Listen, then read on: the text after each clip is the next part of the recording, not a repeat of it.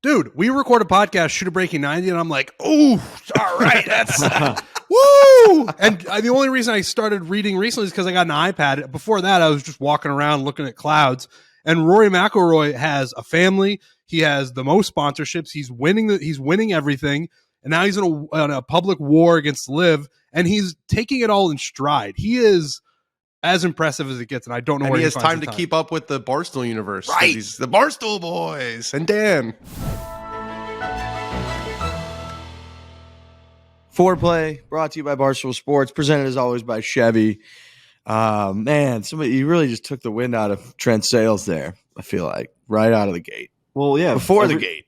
Pre-show, every single show for 520-something shows, Trent has clapped prior to starting the podcast. Like, we've done it with guests. We've done it with all these things. When Trent claps, we start the show. And it just got me thinking, like, all right, obviously it started with some sort of, like, reasoning behind clapping. You have to sync the audio to the visuals. Whenever we were in the office, you would clap, and it would allow them to sync it when they're editing. We've gone over Zoom. We're on Riverside. We're on all these different platforms. When he claps, it started getting me thinking, he's literally doing it for no actual technical reason. Like, they can't, when Trent claps and they look at my audio levels, they don't see a spike in his clap from his mic. Like, nothing changes. It's just going into his one microphone. So I was just thinking, technically, it's doing literally nothing. But it has you have to start the show somehow. So you know what? I want you to keep that same energy for Big Cat when he does the Zoom rundowns. He's been clapping at the beginning of those since the beginning of this company. So it just is what it is. You have to clap, and it might not mean anything, technically, Frankie.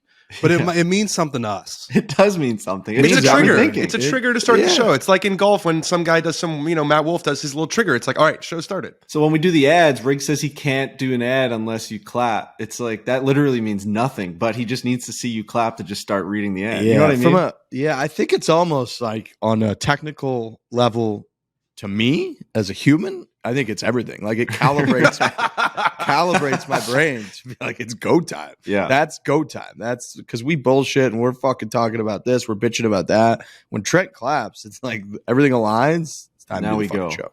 Yeah. It's got meaning. My life has meaning. Now we go. Oh, Speaking of go, we go to Carnoustie tonight. Today, what time are we putting this out? Anybody know? Tonight. Do we have a time? Tonight. Not yet. Probably 7 or 8. Okay. Carnoustie, It's tough. Scotland. It's tough to It is tough. time. We're trying to recoup this. Should we just like decide a time? Right. Let's do 7. I like 7.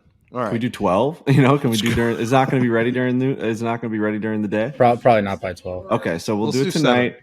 We're going to do it at 7 p.m. 7 p.m. Carnoustie. 7 or 8 or 9. No. Just like whenever. Just 7 you dropped o'clock the ball, Eastern. Alex. We had a huge meeting last week. Last show we had a huge fucking meeting. No, about let's not do YouTube. this again. I know. I'm not going to do it again. I don't want to do that at all. We literally said that we were gonna revamp our YouTube page. People are gonna be jacked up to watch this Carnoustie video, and then we said, "What time is it coming out?" He goes, "I don't know, sometime tonight." You pretty much have to take the day off work and just watch YouTube all day and wait for the video to drop. That's really the only way to watch it. I mean, I said 7 or 8. It's really, not that different. Oh my dude, stop. Just stop because not because I don't different. love you, I Alex, think but it's, we just can't do this again. We huge can't. difference. I went into the office yesterday or on Monday after we had that live meeting, and it was like legitimately a little bit awkward. I felt like I was in the middle of like the producers and the behind the scenes guys were like, "Oh, fucking just did that in public," and I was like, "Yeah, I guess." No, I This like is Barstool Sports. This is not like If what are we they gonna, can't handle we're gonna that, then hide there's stuff like behind a wall. Like, what go are we work for talking about? Who Deadspin. cares? Go People work for love Deadspin. Golf Digest. People follow us because this is it's from the ground up. It's grassroots, day one shit. The fact that we actually have producers and stuff that we can like or not like how things are going is amazing. So people enjoy that. 7 o'clock Eastern Standard Time. Carnoustie's going out. Yeah. Yep. Okay, amazing. One of the more famous golf courses in the world. The whole collapse in, what was that, 1999 with Jean Van de Velde. Van de Velde, baby. Triple bogey on the 72nd hole of the tournament. Gets into a playoff. Actually made like a 10-footer. Tiger Woods almost won there when he went up against Francesco Molinari. Tiger Wood, less than a year later, basically end Molinari's career. But Carnoustie, it's got the whole goddamn deal, the whole history, the closing stretch. Tom Watson on the 16th. There's plaques all over the place. Hogan's Alley, I believe, is like the 5th hole. It's got all kinds of good stuff. One of the hardest courses in the world. We play it at like 5, 6 p.m. We teed off. So very cool. Kind of the whole round was like a golden hour type round. Very minimal wind. We have a huge match. I think it's like a must win for Trent and myself at this point. We're kind of up against it. So Carnoustie, 7 p.m. Eastern Standard Time, hopefully, is what time it's going to go out on our YouTube page. Thinking back on that round, if you've been watching the Scotland Travel Series, you know that in each of these videos, we all have a caddy, and they help us through the whole thing. The guys have been great. They showed us the lines. They showed us, where to putt it, all that stuff. And I remember at Carnoustie, because we teed, it was like a last-second thing that we put it together, and we were the last group to tee off, and we didn't have caddies. And I remember teeing off, I sprayed it left, spoiler alert, and then standing in the rough on the left side without a caddy, and being like, I'm fucked. Like, so you're going to watch 4 guys who are playing Carnoustie, one of the hardest golf courses on planet Earth, without caddies. And it is quite an experience and quite a ride. It was a golf round that I've never played before. I feel like I didn't know how to accomplish the goal. I didn't know how to get the ball in the hole without a guy that was telling me like where to putt it, where to hit it. Because there's so many like blind shots that you have to hit towards. Like not in the sense that you can't see the target, but like at Carnoustie with everything so hard pan, you have to hit it like 50 yards in front of the green and run it up past this bunker. And we're just flying things onto greens. They're bouncing like they're coming off concrete. I'm like, where's that golf ball going? But if we had a caddy, he'd be like, no, you're just an idiot. You don't know. And when I say no wind, I mean, it was blowing probably 15, but compared to the rest of the trip, we had 20, 25, 30 mile an hour winds a lot of the trip. So it was definitely windy, but it just wasn't as windy as the rest of the time. I was kind of thinking, the Tiger let down there sort of got lost in history a little bit because he won the Masters less than a year later. Like, dude, when we were at that bar, were we at like the Ainsworth in New York City? Yeah. I think yes. We were there. We had a bunch of our fans there. We were ready to go. There were a bunch of guys. Kevin Chappell was up there. Spieth was up there. Tiger. And then Tiger took the fucking lead. He had like the solo lead on the back nine. He hit that wedge out of the bunker on the 10th hole onto the green. And you're thinking, holy fuck, he's going to like, we were ready for what happened at 2019 Masters. For the next hour and a half, we were like, this is happening. Holy fuck. I remember that wedge shot. I think the announcer, I think it was still Johnny Miller at the time. I think it was NBC, was like, oh, this is a moment where like, this is a moment. Like, he's going to go for the green out of this bunker, and he's either going to pull it off and he's going to be in a great position to win the tournament, or it's going to end. And he hits it right to the front edge of the green. And I remember you start to think like, oh my goodness, this might actually happen. How about Francesco Molinari? You guys played that golf course and how hard it is. Not a single bogey over the weekend to win that Is that tournament. right? That's crazy. No bogey Saturday or Sunday to win. That's just nuts. I remember that too. I remember when he stuffed one on the 72nd hole right in Tiger's face and then made it, and you're like, oh man, this is not how this was supposed to go. What a letdown that was. The guy was a machine for like an 18-month period there. And then, like you said, April of 2019, when Tiger decided to stand on that green while he was still hitting his third shot on 12, that's when everything changed. God, we played that course at like 11 o'clock and it was still bright out. Yeah, it was nuts, fucking weird that was. I think I have a photo on my phone of us going up 18. It was like 11:12 p.m. Something, and like we could see the ball. Like that. We could just see the golf ball in the sky. Yeah. So Carnoustie, wow! I can't believe we got to play it. It was sort of a late addition to the itinerary and everything, so we didn't really fully expect it. Got to get out there. Big shout out to their crew, their staff. They actually reached out. We're like, are you guys really doing your trip and you're not going to come here and play? And so that's why we teed off so late. They found some times for us, took care of us and TaylorMade. We had a couple different groups. Shout out to Dane and Essie, who were in the group behind us, or maybe in front of us, who had a knockdown, drag out singles match. And I want to say Dane had like a putt on 13 to win his singles match against Essie. These are TaylorMade guys and they ended up tying the match. I think it was vice versa. Yeah, I think Essie blew the lead. Okay. Yeah. Unbelievable, dude. Just a collapse at Carnoustie from Mike Essie. Singles match. You're like a touching tribute to Vandeveld. Play, and you got a putt to win, and you lose every hole coming in. It's fucking amazing. So tough. Really tough. I love that place. Carnoustie's great. So yeah, that video's out YouTube 7 p.m. Eastern Standard Time tonight.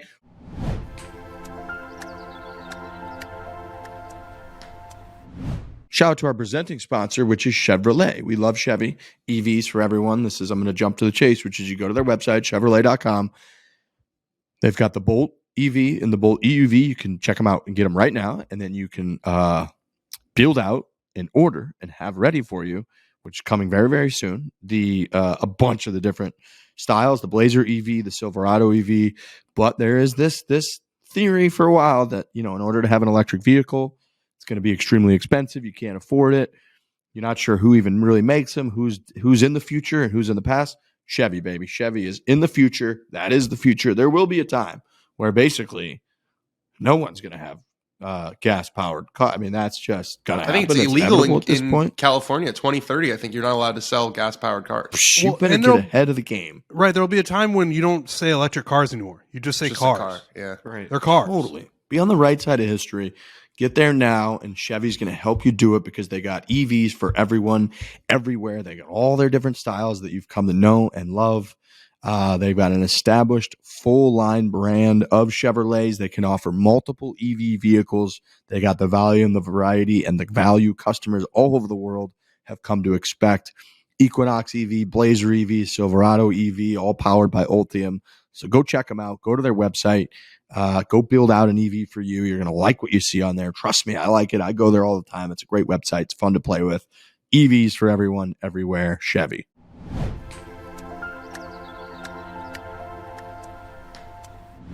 Reminder, the Scottsdale Barstool Bar is opening this weekend. So anybody who's listening, who's going to be in the Arizona area, it'll be a bunch of people that love to fucking rage their asses off, and then just me. I'll be in the corner talking to you about, the new grip I'm working on, sipping on a truly hard seltzer, whatever. That's in Old Town, right next to the W Hotel. That's opening 9 p.m. Friday night, so I'm going to take a nap beforehand.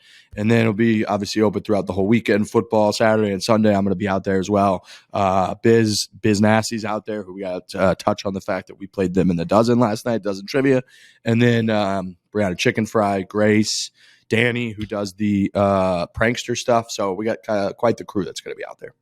That's going to be good. I'm hoping to see pictures of you shirtless. I hope you just let it rip. You're like, just pretend that you're 23 for one night and really blow the roof off that place. It's a crew that likes to do shots too, and I don't do shots. I'm just, again, I sip a beer or a seltzer, and I kind of chill. I try to chill. But man, I don't know. I love how much thought you've given the dynamic that it's going to be. I feel like you've thought a lot about where you're going to stand, the what the other flyers everywhere. personalities are going to do. Yeah. Well, yeah, I'm also be like a zoo animal out there. I'd be like, oh, these are the Barstool people at the Barstool Bar, and I'm, You ever dump shots on the ground? I never have, but I wish do that. I would have. I've done that a lot. Yeah, Really? that's a good move. Oh yeah. What you got to realize, for people who are scared to do it, and sometimes it's necessary. Like if it's super late and you're like, I've had too many, and people just got to the bar and they're excited and they want to go, but I'm at the end of the line. What you realize when you cheers and when people are going back to take a shot, they don't know what the hell's going on. If you just dump and then put your glass right back up there, they think that you did it with them. So you've never been caught? Never. Wow. So do you really, like in the movies, just chuck it behind your shoulder? No, it depends on the place, right? Like there are some places where you don't want to do that, but there's other places where there's so much booze on the ground. In a given night, there's so much booze on the ground that you just have to. Or I've honestly done it too, where I don't do anything with it. I pretend that I took it, and you just hold your hand around it, and nobody knows the difference. Nobody's paying attention but you. Nobody's paying attention to. Everybody's paying attention to themselves. So actually, I would say, because I was trying to think, I think I've rarely dumped it straight onto the ground. Yeah, I was going to say that is poor taste for the restaurant or bar that you're in. Yeah. Frankie's like, someone who came up in a restaurant, don't do this is a $17 shot someone bought me. Throw it on the fucking ground. I mean, listen, I've been in some places where that's the least of their worries. Yeah, it's but true. I would say you don't have to do anything with it. You can just say, yeah, give it to your buddy or something. That was tough. Yeah. I do that constantly. Shots go against kind of every reason that I am out there, that I'm out in the field. That's to chat, to have a laugh. People are telling stories. You sip a couple drinks to feel a little better and a little liquid courage. And then you get to double digits, you get to 10 and 11 o'clock at night, and you start to be like, all right, we're kind of on the back end of this here. Let's get out of here soon. Shots are the exact opposite of that. That is literally someone just I'm here to get fucked up, and that's it. And it's I don't really have that speed. Maybe, and so sometimes they get you going though. They get you going like in the beginning of the night. Like when I have like friends over, I'll play this game Shotsy. We play, and I've told this on this podcast. It's Yahtzee mixed with shots. Whenever you have a negative thing that happens in Yahtzee, whether you have to cross out a box or someone else around the table gets a Yahtzee, you have to take a shot. And it's like the perfect way to start like a friend's coming over, games night. Like no one's really getting going. Then all of a sudden someone rolls a Yahtzee. I play the shot song by LMFAO and we're drinking shots. It's like, whoa, now we're like getting into something now. Now like arguments are starting to be had. Like it gets going. You know what I mean? Yeah, now, you're right. Now we're in my fucking my right. I guess I would say any second half of the night shot is correct. It's got to be straight to the bathroom. Yep. At that point, we're looking for water. We're trying to be like, how can we get through tomorrow already? Or like shots are the exact opposite of that. How can I just get a little more fucked up right before I go to sleep? Okay. Dude, that's exactly. So when I was living in the city, I was living with my buddies, and every night that I would come home and puke, they knew exactly where I came from. I came from the Islanders bar called Offside Tavern with my buddy Brian Axelrod and Tommy Burke. Brian Axelrod would always, at the end of an Islander game, hit me with like 2 shots of proper whiskey. And that's after 3 hours of drinking beer and margaritas and eating pizza. And then we would celebrate an Islanders win, and I'd rip 2 shots. And it would be like, whoa, we didn't need it. No one needed that. And now I'm stumbling back and I'd puke in the little bathroom that we all shared. And they'd all know that guy went to Offside Tavern and took 2 shots I did not have to take. I'm telling you, it happened like 10 times. Right. And all right. It's a starter. It's a get going move. If somebody makes like a sweet birdie on a tough par 3 and the cart girl comes by and they're like, dude, let's do a shot. You're like, all right, I'll do a fucking shot. So you're right. There's a time and a place. Yeah. I don't want to feel the shots in the Uber. Yeah, I'm with you on that. No. Emma's got a really classic move that she does where she'll like go tell the waitress to bring shots for everybody, and it's like 4 of us at dinner or 5 of us at dinner, and then you don't have a choice. Then you're kind of called out, Trent. Then you I don't can't like really that. say no. I will say I don't like it either. I've told her to stop doing it. It's expensive. No one likes it. She thinks it's funny. Expensive. I don't like it. I'd like to say I don't do the dump out thing anymore. I don't do the even just hold it, not take it. You're backtracking a little bit. No, I definitely dumped a lot of shots on some dirty bar floors, but I'm at the point now where I will just say no. I'll just be like, I'm not doing that. Yeah. And they can put it in front of me and I'll be like, no, I'm not doing it. The tough one too you get put into is if the the bar owner or the restaurant owner, and they'll just, one of their big moves is like the waitress just brings over 3 shots. She's like, hey, like Mikey wanted to thank you guys for coming in, and you're like, oh no. This is bad. Oh fuck! Like it's one of Larry David's best skits that I love in Curb is when the restaurant owner or somebody in the restaurant sends over dessert to him, and he's just like, I don't want it. And they're like, we have to eat the dessert. We sent it over. He goes, well, I didn't choose to order this dessert, so thank you for being nice, but I will not be eating this cheesecake. And they're like, eat the cheesecake. You have to. Someone else paid for it. They sent it over. He's like, why would I have to eat something that you've chosen for me? It is liberating when you get to the point where you can turn things down like that, like a dessert, like a shot. When you're like, I'm good. I'm not going to do that. Somebody else can have it. I'm not going to waste it, but I'm not doing that. Yeah. Because then it becomes the person who's pushing. Now it's like kind of they're the one being lame, right? Because they're the one who's like pushing. You got to drink it. You got to drink it. Once you draw the line in the sand, then the responsibility's kind of off. It is a really nice gesture to buy someone else drinks, but I think you have to keep it within the thing that they are drinking. There's got to be some sort of social rule. You can't. And this has happened to us before, where like we've been out, we're on a trip somewhere, we're doing something like Carnoustie or whatever. We go to the local bar, and someone, a Barstool fan or Foreplay fan, sees us and it's like, oh, I'm going to buy those guys shots. It's like, well, if we're drinking beers or if we're sipping on sodas or whatever, you can't escalate our night that much with your nice gesture. That is a very nice gesture. It's very nice. And we're so thankful to come over, say hi, talk to you, whatever it is. And this happens to everyone in every aspect of life. You've gotten a drink bought for you. But it has to be within your realm of what you are enjoying that night. That's just mean. That's legitimately mean. You're making me go crazy now. Like I have to take a shot. This is insane. Why are you affecting my life this much? Remember at Big Cedar, the guy came over, he was really nice, took a picture with us, and he's like, hey, can I buy you boys shots? And Riggs was like, you could buy some beer. That'd be awesome. That'd be great. Like, thank you. You're just escalating our night so much. You're right. And that is the move is my favorite version of that move is when someone will tell the bartender, hey, next time he grabs a drink, put that drink on me. That's like, then when somebody comes over that, hey, I'll do another refill. They come over, they go, hey, that guy at the end of the bar, bought your next beer. You go over, you say thanks, you chat with them. That keeps it within like the aggressiveness that you were looking to get into that night. But man, when somebody does try to elevate your night and then you feel like an asshole, Oof. makes things weird. What's that Makes new things movie with Ben Affleck? It's based off the book. Is it The Tender Bar or something like that? I believe it's called. Ben Affleck basically plays this bartender. It's like one of the best selling books, and it was remade into a movie. It's an amazing movie, and it actually happened here in Manhasset. There's a bar called Publicans that it all happened at, and they have an amazing saying there where they call it backing somebody. So like an old guy would come in and he goes, "I'm backing Johnny today," and basically it's like buying him a drink, but whatever he drinks later, it's on my tab, and you keep backing people. So yeah, you're not actually buying them a drink, but whatever they get, you got me. I got you on my back. And then next time, hopefully, you get me on your back. And then it just keeps going on and on and on. I remember John Feidelberg tweeting about it, saying that he's going to be using backing for a long time. That's a good So term. you're not actually buying the person drinks, or you are? You are. It's just a term and saying like that guy's on me today. Like you know, I'm backing up Trent today. Like you just go up to the bar It's and, like and they don't even know comes it. around. Right. Exactly. I like it.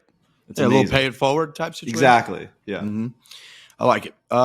So yeah. Anyway, Scottsdale bar opens this weekend, so I'll probably be out there, and hopefully, somebody doesn't back me with fucking shots the whole.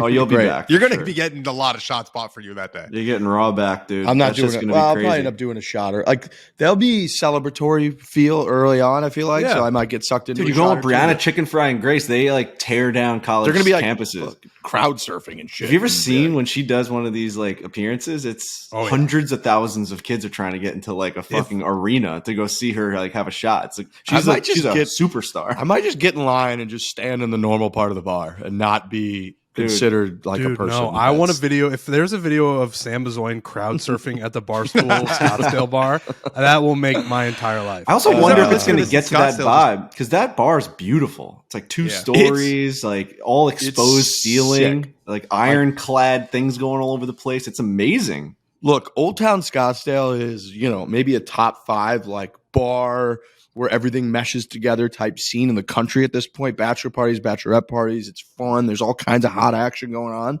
This bar might be the best bar there. It is It's phenomenal. Like you said, there's tons of space, 2 different floors. There's multiple bars all over the place. They're going to have music at different times, like live music. And it's in a fantastic location. So I think people were, I think the bar is going to do really well. I don't know what's going to happen. Maybe I'll get caught up in the moment. I'm playing golf with our boy Todd Martin midday Friday. Wow. So, like, I'm going to be exhausted. Oh, you're going to nap. Aren't you going to nap before? little snooze. I don't know about the timing, Post-golf man. round I'm worried nap. about the timing. Like, Well, I feel like it gets dark early, so you're going to have like a gap between like 5:30 and 9, aren't you? yeah, then you go to sleep, and it's like then I miss the whole thing. I'm not getting back up at that point, So it's like it's a weird time. 9 p.m. They're opening this thing. That's my only grudge. It's like we can't open this thing at 6. How fucking hard would that be to open this fucking puppy at 6? I don't know. Partially my fault, but we turned into a senior citizen podcast fast. Oh yeah, man. I've got a dentist appointment and a ears, nose, and throat appointment this week. I mean, I'm geriatric. What is it? Geriatric. Geriatric. Geriatric. When do you turn 30? August 13th next year. Okay, Remember so you got some We'll time. do a whole week of it. 9 months. Some time. I got 2 years and a month until I turn 30. We got plenty of time. I'm the baby. Geriatric. It's kind of like one of the weirdest words I've had to say. Geriatric. What's the definition of geriatric? Yeah, is that Ge- like a Old person. demeaning term? Yes. It is? Yeah, I Like, think you're so. not supposed I to thought it say was that. like a medical term. I think it is a It's- medical term that's become a little bit derisive. So It's another it's word. relating to old people, especially with regard to their health care. And the example they give is a geriatric hospital. So I don't know if it's as That's derisive fine. as you think. I mean, it's But- everying that we're talking about. You know what I mean? Like, but if I don't call need it ears, No, nose, it's and an throat. accurate word for that sure. might be like a yeah. I don't know. I think I've definitely seen it on the outside of negative like a connotation. building. I thought I've seen the word on top of at like a hospital before. Yeah, like a geriatric center, I think is a place for old people, but I think it's become a thing where you're like, oh, this guy's I'm like not. geriatric. I'm not taking part in that. I think you're allowed to call people geriatric. I mean, I'm going to call myself geriatric for sure. You know what I I'll mean? say I have a family member that uses the term, and I don't think this person uses it like politely. It's like, I guess you could say anything in a bad Yeah, connotation. yeah, you yeah. know? Right. Like that's if you right. I think call that's right. if you call one of us geriatric, you're saying that in a negative way because we're, relatively young and you're being like, Right, you're but old. It's what I would mean say to there say is that a you're- young person's old because then it's saying being old sucks. that's a little bit of a I think stretch. it Everybody does. knows being old sucks. Right. certainly, like- it's certainly I don't know. Old people are like very, very happy. on all. We talk about happiness. We talked about But happy, that geriatric, money I'm thing. thinking of like Patty. What's his name? The king in. Yeah. You know. Our guy Patty? Yeah. Patty Nolan? No. Patty the Batty. Oh, I don't know why I was saying his like Patty actor's Harrington? name. Patty. Yeah, you're talking Constantine. about Ray. Who are you talking about? I feel like I'm in King, Spain. House of the House of the Dragon, Dragon. the fucking guy who died, the king. Viserys. Viserys. His name is Patty Constantine. I don't know why I said that. That's What? insane. His Is actor's that why name you is referred to Patty him as Constantine. our He guy said Patty? King Pat, and I knew who you were talking about. That was Which weird. is nuts, but that's who I think of. Yeah, Viserys. That's who I think of when I'm just so in the dozen right now where I'm thinking of like every single aspect of everything we're thinking of. I thought of Patty Constantine. That's who I think of when I think of geriatric, just like dying. Yeah, I would say if anything, using the term geriatric should be like you could feel upset that I called you that, but an old person would be like that. That's just accurate. They have that Right. on the side They of the gotta go to the hospital, center. geriatric hospital. That's I don't know. Maybe it's like cuck, where it's like, if you are a cuck, it's not a mean thing, but if you call someone else a cuck, then that's I would fucked say up. I even gotta if be you honest, that's a are pretty good cock, example, I I think. think it's still pretty mean. What do you mean? What do they call themselves? Just exhibitionist. I've seen enough might be it. internet where I think they Yeah. like to be called a cuck. Like that's like what it is, right? Like if you Yeah. are someone Yeah, that true. gets You're cucked, like- like you You're like, You get off on it. You get off on need, getting you cucked. need that term. That's what you want. Right. So it's the same thing as auctioneering. If you're a cuck, you're like, yeah, word. Like, I am a cuck. And if you're Right. not a cuck and someone calls you a cuck, you're like, no, I'm not a cuck. it's like anything else. If you own it, you take their power away. Well, Exactly. and they own it. They own it. Right, like I'm fat and I call myself fat. You can't call me fat. You can, but it's not going to hurt me. You 8 Mile yourself, really. Right, whatever. Davis said that a lot with the guys in the office, where he's like didn't like Big Ev and Dave get into that, where he was like, if I don't like you and you don't know me, you can't call me, like, you're not allowed to call me fat. Remember that? It was on a rundown. Ev said once. that, or Dave said that? Yeah, I think Ev said that, where he's like, there's a time and a place for you to do, like, you do that. Like, I get to basically, like, you get to decide when you're called that. You know what I mean? I remember that being on a rundown one day, and Dave's like, yeah. And then Dave's just like, I don't care what you think of me. I'm just going to call you whatever I want. It was so good. Yeah, it is. I mean, if you're closer to someone, you can be meaner to them. 100%. It's not as mean, which is Yeah. weird. Yeah, that's like locker room type bullshit. Right, It's like right. you busted balls, you can handle it.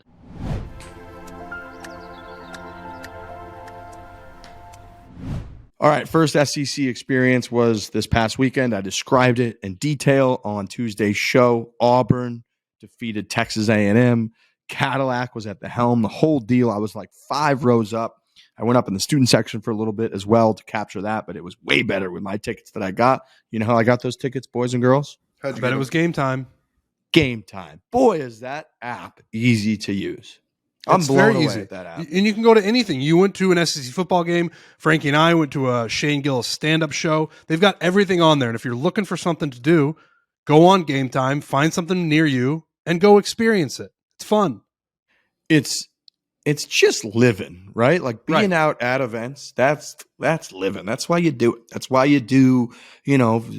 Frankie's boy Big Rob, who goes through day after day after Mhm. day of something that no one on earth could possibly enjoy. You do that so that you can do this, which is go out, go to a show, go to a comedy show, go to a game. Could be football, baseball, basketball, hockey. Everything's pretty much on right now.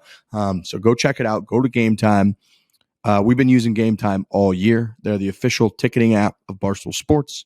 Download the Game Time app, go to the account tab to create a login, and I want you to redeem code Fore, and I want you to get $20 off your first purchase. Terms apply. Download Game Time, last-minute tickets, lowest price, guaranteed. Redeem code is Fore for $20 off your first purchase. Game Time, the app, the user interface, everything about it is fantastic. It's quick. It's the best deal. So go download Game Time right now. Use the code Fore.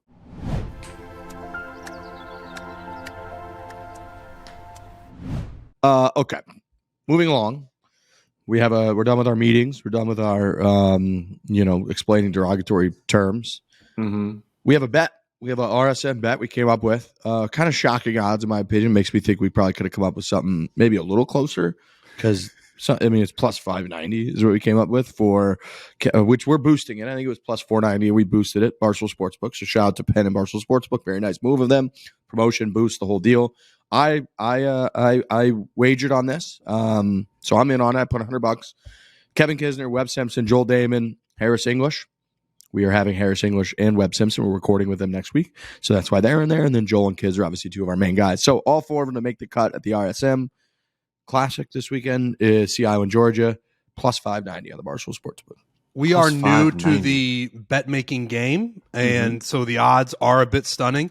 But like, what are the relative odds on like a what's the bet that Clem and them do? The first inning run. Yeah. The bet BEC, is that what it is? Yes, right. It's Balls, Eddie, and Clem, right? Yeah. I actually like a bet that has odds like that because sure it's less likely to happen, but if it does, we're gonna go crazy. Those are names that can just make the cut. You know what I mean? And I know it's a lot of names, but those guys are very capable every single week of just playing good enough golf to make the cut. You just need it to all happen on 1 week. I don't know why it's plus 590. I know it's been boosted. I know it was 490 originally. That's an insanely good value bet. Yeah. Harris and Joel are playing well. It's really kind of Webb and Kiz. I'm looking at Webb. Webb has been struggling. Webb's had some injuries. I don't think he hasn't played well in like 2 months. But half of I think Joel and Harris are pretty much locks. Right. So that now it's down to 2 guys. Now Also, we're even in a better spot. I saw Now someone it's down respond to to Riggs' tweet about he put in the bet and someone said, that's a lot of people to depend on. I personally don't think that that's going to happen. They are human and have bad days just like we do, which you could just say about every bet that's ever been placed ever in the history of the world. Also, it's 6-1 to happen. So you're right. Also, if you bet a guy to have 9 strikeouts today on the mound, it's well, that guy's a human being. He might just throw 7 today. It's that's That what betting is. Is Buzz Killington on Twitter? Because that's who that was. Just anybody who you bet on could have broken up with their girlfriend the night before. I think that guy at work, And- that's his job to just be devil's advocate with everything they say. Probably works in HR. That's That's I actually a pretty funny Twitter account idea. Such where a you funny take Twitter account. everyone's excited, not even an excited tweet, but just a tweet about gambling or something they're excited about. Where I'm going on a bachelor party this weekend, and be like, well, if you drink too much, you could get alcohol poisoning. So that might not be the best idea. Everyone, not everyone makes it home from bachelor parties. There's statistics Have you that seen show. The Hangover? Those things can They happen. made 3 movies about it. Right. Exactly. 3 of the exact same movies. Yeah. About it.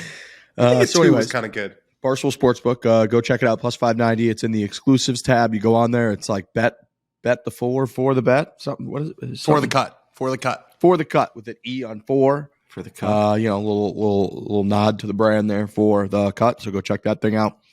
We're gonna continue on this theme of discussing golf on the golf podcast. Some explosive quotes from Rory Mcilroy, from Jon Rahm that we're gonna get into.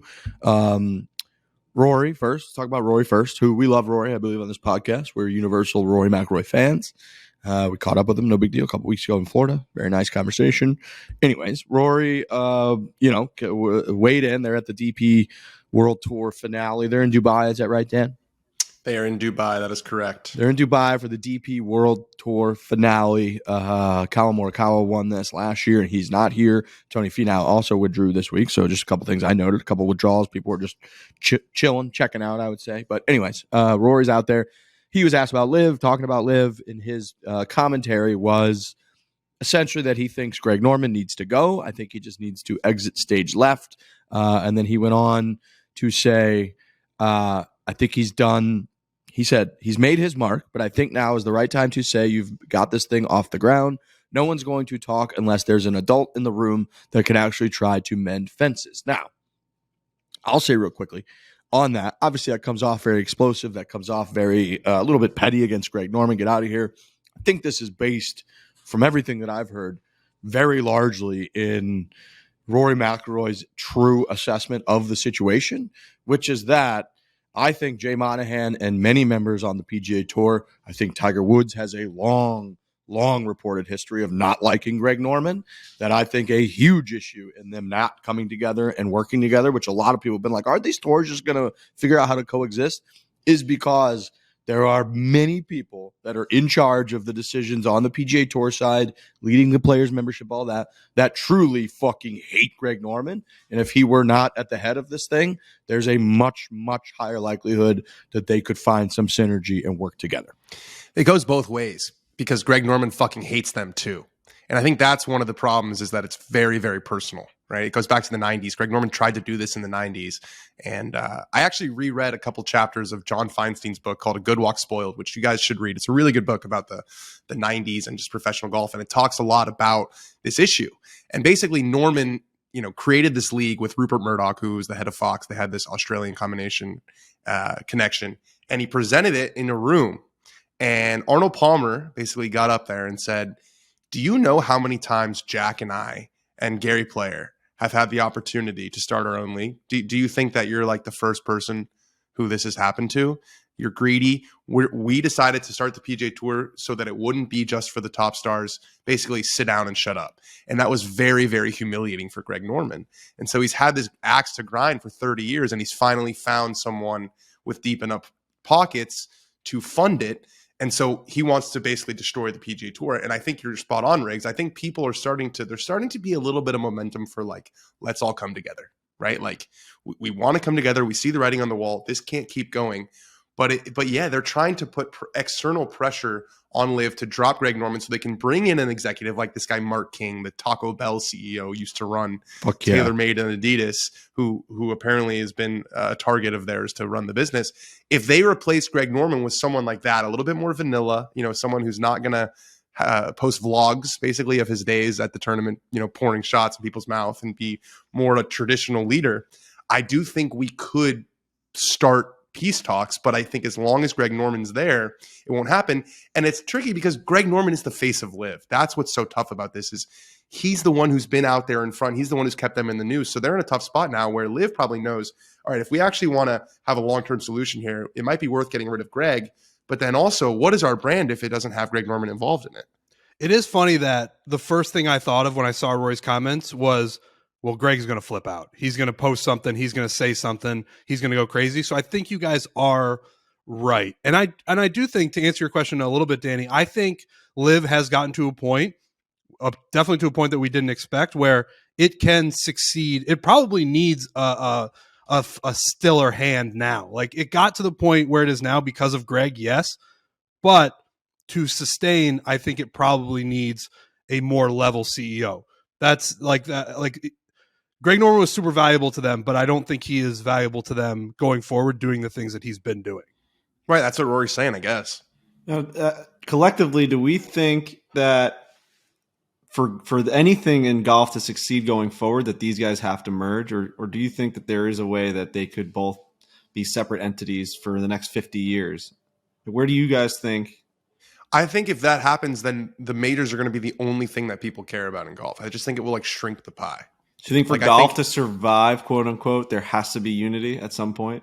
Not necessarily survive, but to thrive. I think to thrive, you need to have the best players in the world playing against each other. It's just not a big enough sport to sustain two different tours. Like, there's not two basketball leagues that people pay attention to, Right. So then I guess my next question would be like, do you think fucking LIV gives a fuck about that? No. Right. I mean, they say they do, but I don't know that the PIF people care. That's the big question. I don't think they really care. People. I don't know that we know if they care. I do think, you don't need to get that many levels below them to find people that do care, because I think the people that have been brought over there to run it want to create something like for their personal legacy, for their personal career, for their love of golf, whatever. I do think they want to create something that's viable and legitimate and everything. But at the end of the day, if the PIF folks are like, fuck that, we don't care, Greg Norman's our guy, then no, I don't think it'll ever go that way. Wouldn't a merger be everything they wanted? Like if you look at it from I know we talk a lot about sports washing, but if you're looking at it from a sports washing perspective, a merger with the PGA Tour is the biggest W you could have. Yeah, it's legitimate. You become part of the system. You successfully elbowed your way into world sport. Right. Which would be interesting, because I do think from a personal level, from the history and all that, that's not what Greg Norman wants. So I think Rory's comments hold a lot of water on that case, because he's like, no, this guy, and like you described, and like for decades, it's a very personal axe to grind against the tour and the people that humiliated him and everything else. So he is putting on this face of like, yeah, I wish they would just work with us. Meanwhile, doing everything in his power to make sure they don't work with them. Putting, next year they're putting a lot of events up against the PGA Tour events, much more so. And when they said they originally wouldn't, and the whole deal. So, I don't know, like a merger necessarily. I don't know if they Tour would ever do that, but I know. I think I agree with Rory that they definitely wouldn't do it while Greg Norman is at the helm. Right. And that's where we're at. We're at sort of an impasse here of like what and with the lawsuits flying both directions, and he's such a part of that. He's the person who has created this persona of LIV being so combative. That is because really of Greg Norman. Right. And so if you had Mark King come in, it would present a whole new face, a much gentler face. I don't know. I think you're right though, Riggs. I don't think that he wants LIV. I think he wanted and expected and still expects LIV to just basically like destroy the PGA Tour. Right. Where it's like, this is where all the best players are playing. Is that realistic though? No, I don't think it is realistic, but this is, again, this is personal. This is an axe to grind. This is something that he wakes up and he smells blood. Like it's so interesting for me to try to put myself in their shoes, right? Because they clearly have an inflated view of LIV and its success and its events, at least way more inflated than we do. Like Greg Norman might genuinely think like, holy fuck, people are loving this. Like these events are awesome. We are having a huge success. Cam Smith came over here. Like we're doing it. Like this is only 6 months in. Give us another 3 years. We are going to be the PGA Tour. And so trying to put yourself in their shoes, that becomes an irrational place to try to mend fences from, because they don't see it. And I don't see it perfectly objectively. Nobody sees anything perfectly objectively. I don't think. Everybody's got their biases, but I think we're closer to that clearly than they are. And Tour is the exact other way, right? Like there's going to be, who knows, Monahan or Rory, or they probably see it because they're in those conversations with people that are naturally going to say the worst things about LIV to appease Rory and Jay Monahan, that their warped view is probably a little bit of like, they are the biggest joke ever. Like they're never going to do it. And so if you start to, it's really what's happened with politics in our country. You start to get so polarized on both sides that you only start to really talk and surround yourself with people that just reinforce your warped view of how well your thing is doing and how big of a joke the other side is. And next thing you know, I don't know that they'll ever get to a point where they can mend. And if they're going to keep pumping billions of dollars into it, they're not going to fucking go away.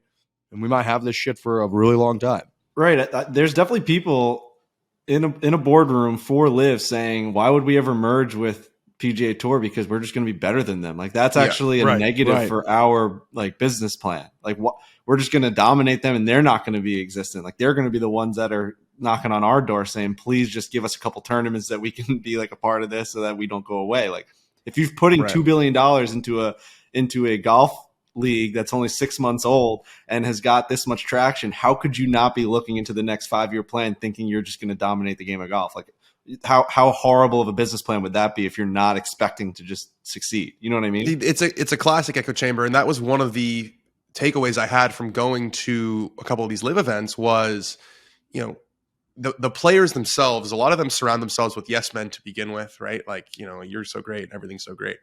Now you've got the LIV people in their ear that are telling them that you've been taken advantage of for all this time. And, you're finally getting paid your worth. I heard a very prominent player coach say, Brooks Koepka, or I think it was Brooks Koepka, another coach talking about Brooks, saying he's finally getting paid like a 4-time Super Bowl winning quarterback. And it's like, well, that's not really how that works, because football is a much bigger and more popular sport. So the Super Bowl winning quarterback, should make more money than a guy who's won 4 major championships, because one major does not equal 1 Super Bowl. But as Riggs is saying, these guys are starting to believe, and they do believe, that they've been taken advantage of, that they've been underpaid. And you've got Greg Norman telling them that you're finally unleashing your potential.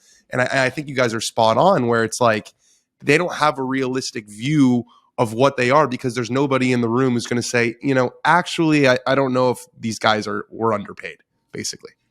Yeah, and like you look at we did like last night. One of our questions on the dozen, which should come out, so we're not going to spoil anything, but was about the value of sports franchises, and it's like NFL. There's shocking NFL franchises that you don't think of as big that are the most valuable sports franchises in the world, not just in the United States, in the world. And so you're right. It's definitely not apples to apples on that front. And even in those sports, when you look, like, there has to be, in order for there to be kind of overall achievement and raising everything, rising everything, being better for golf and all that, there needs to be some level of self-sacrifice on that. And like Tom Brady, winning all those Super Bowls, it's not like he wasn't getting paid anything, but he didn't take the maximum quarterback contract. Yeah, he obviously had Giselle at the time, and you could go down that whole road, but like, he understood that, like, in order to win these Super Bowls and be more valuable of a human being and be a bigger star and be more successful and help my legacy, like, I need to make sure that I can, lower my salary. We can get better players in the whole deal. That needs to happen as well. And has happened throughout the history of the PGA Tour, like you said, with Jack Nicklaus and Arnold Palmer at times being like, no, we're creating the PGA Tour because, like, we understand that overall, to help this game and help folks that are trying to get to the point that we've gotten to, the Alistair Dohertys of the world, like, there needs to be avenues we need to help out, not just be all about ourselves. And that's the exact opposite of that conversation with, like, Brooks Koepka that you're talking about, where it's like, dude, you are making a ton of money. Yes, we all agree that the tour has now made changes and it's not going to be perfect. You're going to need to continue to tweak it. But, like, you're not an NFL quarterback, dude. You're not in a sport that is as big as that. And therefore, if you want to be as big of a star, guess what? Brooks Koepka said no when he won those 2 U.S. Opens to going and doing the New York City media tour and all that shit. Like, that's how you become the bigger star, is you got to play the game a little bit. Everybody has to play the game, and every fucking job that they do, you have to play the game to a degree to maximize your potential. And now he's, because of very bad actors that have all of this money and are throwing it at him, they're having this sense of, like, self-worth, like you're saying, and they're surrounded only by yes people. And Bryson, we've laughed at him being surrounded by only yes people forever, but the whole point is, like, those people being surrounded and filling each other when they're on that private jet together, when they're at the live parties, all they're doing is pumping each other with, like, how great of a decision it was. On the tour side, they're doing a lot of the same thing, and that's just driving people farther and farther apart. I don't know that they're going to get closer or mend fences, whether Greg Norman's there or not. I think it's one of the reasons why Tiger is so, like, vehemently against this thing, is because I think he probably is thinking to himself, like, do you guys know what I could have done in 2002 or 2003 right, or 2005 or 2007? If Tiger went to ESPN and said, we're going to start the Tiger Tour, and they'd say, okay, where do we sign up? I mean, he was so much bigger than the PGA Tour and bigger than golf in that moment that he could have started a LIV Golf by himself and cashed in and made a gajillion dollars.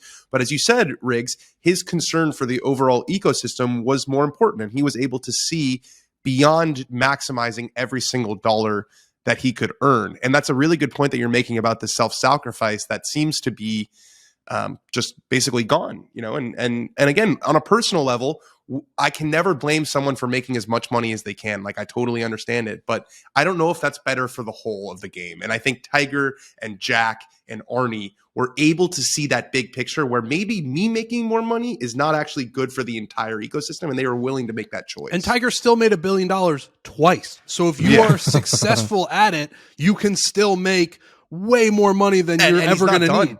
And he's going to be making money forever because of how good his reputation is, because of the icon that he is. And you could argue that he became that icon through this ecosystem that he helped to perpetuate. Flawless reputation. He's the GOAT. Love that guy. Unscathed. So, yeah, I Unscathed. It's just squeaky clean, baby. So I think, like, when you look at just kind of the tour landscape in general and the selfishness that gets involved, it's always hard, in my opinion, to shit on selfishness, because everybody needs to be selfish. Like, every human being needs to be selfish to some degree. But when you see, like, Jeff Bezos just came out with some quotes recently of, like, he plans, like all these billionaires, to, like, give away almost all of his fortune. So there, you reach a point, I think, where you're extremely selfish to, like, for people that achieve greatness and tons of wealth and material success, which we've debated on this show a lot. Like, it requires a extreme level of, like, selfishness. And then you start to see people become family men or women, and they start families, and they start to care more about different priorities, and maybe their achievements in athletics start to drop off. And then as they do get older, they start to realize, like, okay, on a personal level, I've made it to X status, and that's great. And they start foundations, right? Tiger's got the foundation. JT started a foundation a few years ago. Kevin Kisner and Brittany Kisner run the Kisner Foundation, and you start to be comfortable in who you are, and your self-drive and ambition got you to this point that now you start to do more for others. And I think that, like, that same mindset is what created sort of the PGA Tour, and you go back through the history of Arnold Palmer and Jack Nicklaus, and now Tiger Woods has taken on that role from a little bit of an elder statesman, and Rory's kind of the younger version. But they're at that point where they're very comfortable, and they're like, no, we want to be rich as fuck, totally. We want to make sure we don't get screwed in this, but we also are at a point in our lives where we've got children, and we're starting to realize that, like, our care for other people is a big part of who makes us, or what makes us who we are, what makes us happy on a day-to-day basis, and all of that.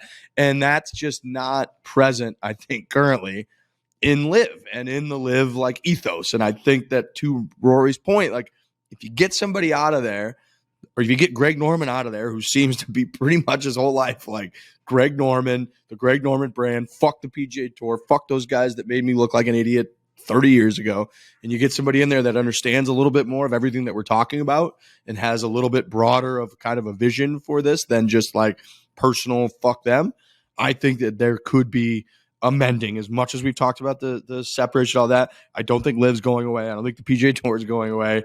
If Greg Norman stays at the helm, they're just going to be at each other's throats, I feel like, forever. He's doing nothing to, like, put out the fire at all. So we'll probably just keep talking about this forever. To get to more of it, which is Jon Rahm, he commented on world ranking points. World ranking points, I'll say, I'm going to have Dan kind of talk about it a little bit, because to me, I think we represent kind of the three of us, just the average golf fan. I've never really cared about world ranking points. I just, like, it's whatever. It's anytime you bring in, like, points, I feel like in golf in general, I'm out. I'm just kind of like, yeah, whatever. It's like, just start me at the tournament and let me see who's leading the tournament, and that's great. World ranking points have been a huge discussion point for LIV. They're a big discussion point for the DP World Finale this year, or this week, because there's more world ranking points being offered up at the RSM Classic, which has no top 25 ranked players in the world. I believe the DP event has 7 or so, and they're getting less world ranking points. So Jon Rahm called that laughable. He said the word laughable, I think, 3 or 4 different times. Why are world ranking points so fucking important to these guys? Because, well, for a few reasons. The first one is, this is right. I think Frankie was talking about this a couple weeks ago. Like, you want to know who's the best, right? That's just a natural human desire to know, okay, there's all these things going on. Who's number one? It's the same reason why there's, rankings and college football and stuff. But like college football, they matter for getting into tournaments. So it's basically been that in the past with all these different tours, if you were in the top 50 in the world, that was like a golden ticket. You were getting into all the majors. You could play in the WGCs back when that was a big thing. And being top 50, that's how you got your Masters invite. So because there's so many different tours, there has to be a standardized system for comparing them. Now it's been under fire because obviously LIV doesn't have points. But then this is a different issue. This is basically in August of this year, they totally changed their formula. It used to be that what mattered was sort of the quality of the top players. So if you had like 3 top 10 players in a tournament, it was going to give out a good amount of points, even if the bottom half of the field was guys you've never heard of. That's not the case anymore. That's why the RSM is 0. It has 37 points for the winner, and the DP World Tour tournament has 22, because even though there's the top level, the top 5 at the DP World Tour event are way better, the bottom 100 at the RSM Classic are way better. So it kind of gets to like a philosophical question of, is it harder to win a tournament with maybe a smaller field, because there's only 50 guys in Dubai? Would you guys think it's harder to win a tournament with 50 guys, but the top 5 are Rory and Rahm and Fitz and Victor Hovland? Or is it harder to win a tournament against 150 guys that doesn't have the best players? Top guys, Kevin Kisner. Right, Kevin Kisner. You got Sahith is there, Harris English is there. Like, what is a harder tournament to win? The one against 50 with 5 amazing players, or the one against 150 with 50 solid, really good players? I would say the one with a bigger. Really, I would say the opposite. Wow. Yeah. For golf specifically, I would Right. say the one with the bigger field, just because we've always talked about how the difference between a guy who makes the cut and doesn't make the cut is like one missed putt a day. And then I think if you spread that amongst just a larger scale, 150 players, there's more of a chance of you not making the cut, more of a chance of you not finishing in first. I just think the parity in golf is so fucking tight. Yeah, I think it's close. I agree with that. I think there is a chance, right? Like if you really do subscribe to the theory that the difference between the 10th ranked player in the world and the 115th ranked player in the world, like either one of them can just go off and shoot 22 under any given week, then yeah, playing against 100 extra one of those every week is going to be harder to win. Right. And so that's Rory's view, is that this is correct. They've looked at the data. There is a lot of parity. The difference is not that big. There is basically more opportunity for some guy to catch lightning in a bottle. Jon Rahm is not having it. He's like, this is a joke. The Colin Morikawa won this tournament last year and got 46 points. This year, the winner's only going to get 22. Before these changes, there was a guaranteed minimum on the European Tour that every single winner of a tournament got at least 24 points. So the guy who wins this week, wins the Tour Championship, beats Rory, beats Rahm, beats Fitz, all these guys, he'll get less points than the guy who won the last year's magical Kenya Open. So the changes, the problem is that they're really benefiting the PGA Tour, which is probably not, that wasn't the goal, right? But that's the result. And so you have a year where the OWGR is being accused of being basically just an agent of the PGA Tour because it's not giving LIV. Now you have these point changes that are so benefiting the PGA Tour so disproportionately that it's kind of a problem. And you're seeing some people being like, we need a new system. Like, this thing is just not really working. Yeah, it's interesting to me because we do talk about a lot. We're like, hey, how come these best guys that, why don't they just go play these fall events and just win? And it's like, well, that's kind of counter to the point of like, oh, there's so much parity, because like, it's no matter what, if you're going up against 150 guys that have their PGA Tour cards, it's hard for anybody to fucking just go win that. It's just hard. Right. It's why we called it the power move, Seamus Power. If you're the top ranked player, you go in and you win a tournament. Like, that's hard to do. It doesn't happen very often. Right. The top ranked player goes in and loses to world number 86. Happens all the time in golf. So right. It just feels like we can't agree on anything. We can't agree on who gets points. We can't agree on how many points they get. Where does Rory find the time to read about all this stuff while having a family and having all these sponsorships and playing all this golf? He is like the most in tune guy, and he has to be, because they have decided, we as a people have decided, that he is the guy who is the voice of the PGA Tour. He just seems informed on everything. Jon Rahm actually said that exact same thing. He said, it's great to see somebody with his platform take a stand as he did, whether you agree with it or not. He's taken a stand on what he believes in, and that's it. I think it's great. He's had a lot of input. He's been on the board of the PGA Tour and tried to make a change. To be honest, with how long those meetings are and how much the players we talk to each other, to play as good as he has is remarkable. In this profession, we are basically CEOs of our own little golf company, and now he has invested in so much more. Again, the role he's had in both on and off the course is quite incredible. Dude, we record a podcast, Shoot a Breaking 90, and I'm like, oh, all right, that's woo! And the only reason I started reading recently is because I got an iPad. Before that, I was just walking around looking at clouds. And Rory McIlroy has a family. He has the most sponsorships. He's winning everything.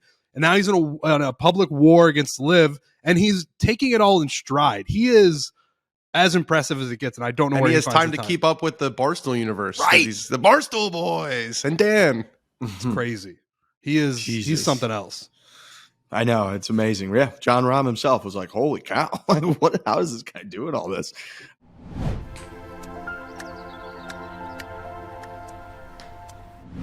Energy. We do a lot of discussion on this show, actually, later on in the show, especially about things that we consume, our bodies, trying to get through things, energy levels, all that different kind of stuff. Proper Wild. All right. Let me talk to you about Proper Wild, which we love on this show. Proper Wild is a clean, all-day energy shot designed to boost your energy, focus, and productivity without the jitters or the crash. You simply can't be doing a golf podcast, talking about golf, playing golf, and have the jitters out there. You just can't have it. And all these energy drinks, they're designed to just kind of make you feel jittery and go fast. And Proper Wild has figured out a way to use very natural ingredients. It feels good. It tastes good. Everything about it feels healthy. And you're very surprised when you're drinking it how less jittery you do feel, as opposed to all the competition out there when the energy drink field. This has been something different to me than I've ever drank before. We had it before breaking 90. We drank it and it helped us a lot, and it was amazing. And look, we do shows pretty early here because I'm out on the Western time zone. So it's early. I need to be ready. I had a shot of Proper Wild earlier. The stuff's got me going, moving, flying, talking in the zone. You're super focused, puts you in a good mood. It's insanely convenient. No preservatives, no artificial sweeteners, no horrible chemicals. Just a natural tasting energy shot with clean ingredients that work. Go to properwild.com/barstool to try Proper Wild at 30% off. That's a great deal. You're going to like it. You're going to enjoy it. It's going to make you feel great. Go to properwild.com/barstool, 30% off.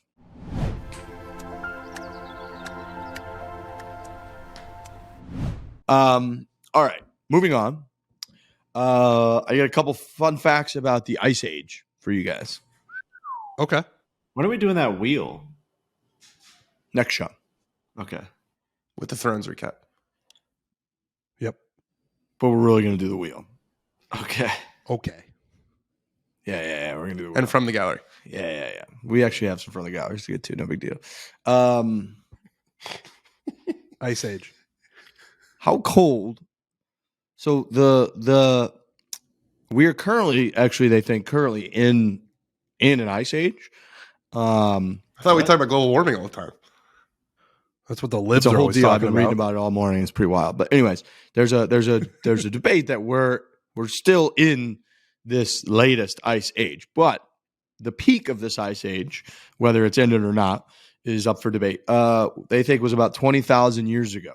How much colder do you think the Earth was at that peak? So 20,000 years ago, peak of the current or most recent Ice Age.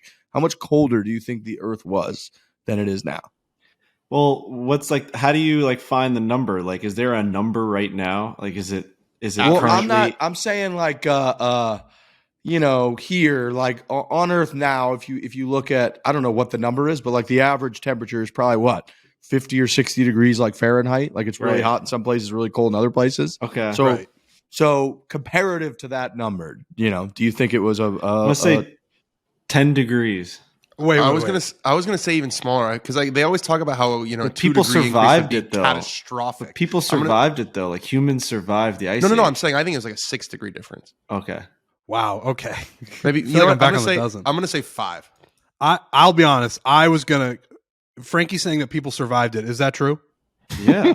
Okay. I'm genuinely asking because I was gonna say like hunter gatherers, I think survived the ice age, right? And then isn't that how they came over to America and stuff? Like they went over after everything melted. They walked over, and isn't that? I'm going to wait to weigh in until I reveal the answer. Okay. And the then we only can reason discuss. I asked They that came is over because from China to America. Like, isn't that how they did it? Just Asia? walked right across that puppy. I was think they gonna did. say, yeah, because I think there used to be an Pangea. Alaska-Russia connection. No. Let's head over to California, boys. All right.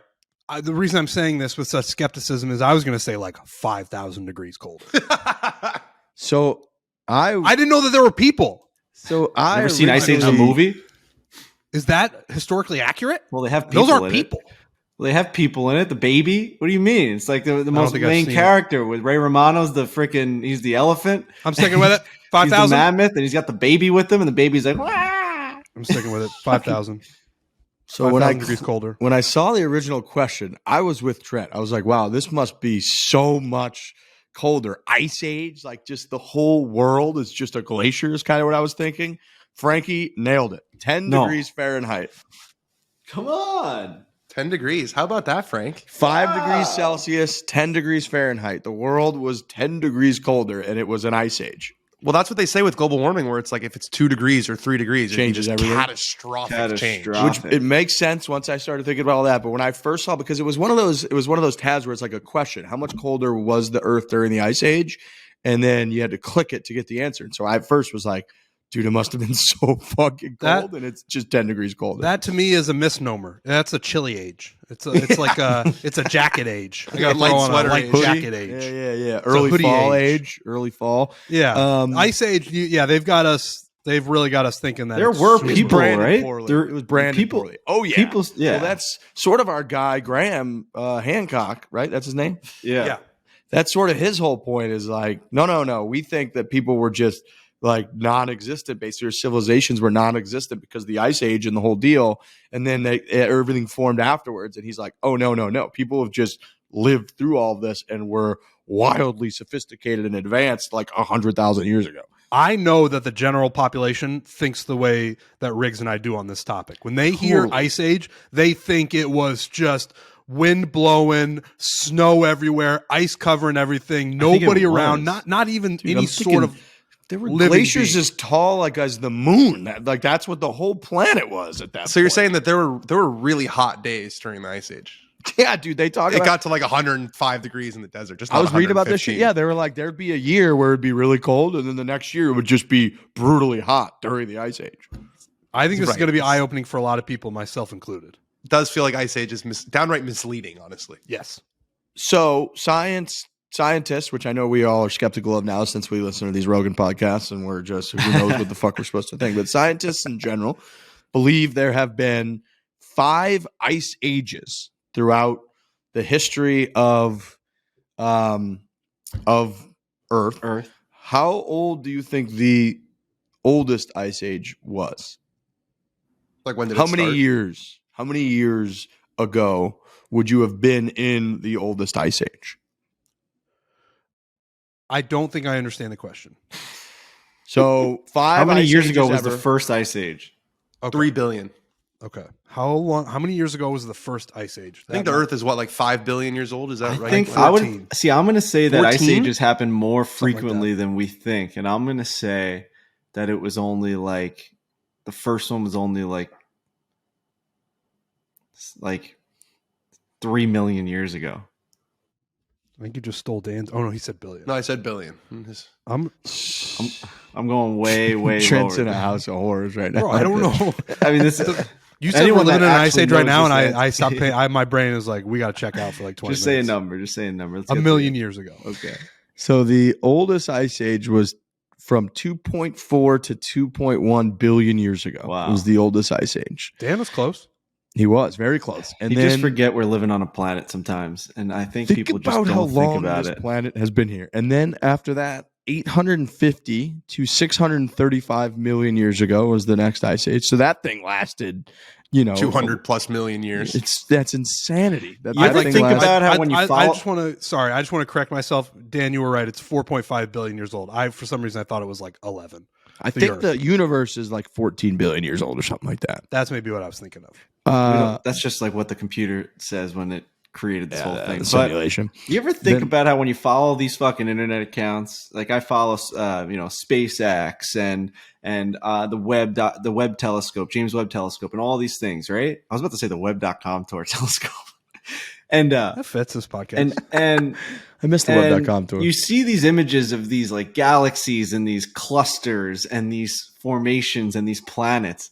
Do you ever step back and be like, if someone just took a photo of us, we'd be in those things? Like we are in one of those things. You know what I mean? Like they show like this picture of this galaxy and you're like, holy shit. You're like, what is that out there? Like, dude, it's the universe's Be Real. we're currently just in one. We're in one of our own. Like if someone Speaking of was in which. that galaxy taking a photo of us, I'd be like, look at that Great shit. call, Like, Trent. Hold on. Oh, is Is it it time for you to be real? Yeah, it's time to be real. We were talking about this yesterday. Do you get I to think choose Be when you Real wanna is be like real? Or It's the No, dumbest they thing get of a all time, notification. dude. Frankie, we were talking about it's the dumbest thing of all time. They give you a notification, but you can post it whenever. oh. So it's basically just getting a notification to do an Instagram story. Yeah, Or but it tells tweet. people how late you were. But who cares? I watched Who cares this about how argument late you happen were? yesterday. cares about any I of it? love watching Who cares Riggs about any defend of Be it? Real. Riggs loves Be Real. I think it's pretty cool. He's like, no, I it's just not think the same You thing. guys If- fucking if smile real Instagram- quick. So we take this fucking picture. Okay. I think Very if Instagram just started sending out notifications at some random time, being like, post a story, then Be Real would be over. They probably will. You Yeah, know they that they're going definitely to add will. some sort of update They'll buy that's this like fucking the guy real for- Instagram story. But yeah, I sometimes think about how That's a stupid app, but I we're like in the it. middle of it. Yeah. We've been in. I would say we've been in other like ET's photos before. Right. Yeah, I bet my life on it. I don't know how you could do that. Maybe Barstool Sportsbook, but yeah, I imagine we've been in some photos before. We've been in photos with Tiger. We've been in photos with everybody. True. But I'm saying from people that are from You're saying civilizations that are not extraterrestrials on Yeah, there. but of this. we're all in the planet. same photo. Yeah, true. True.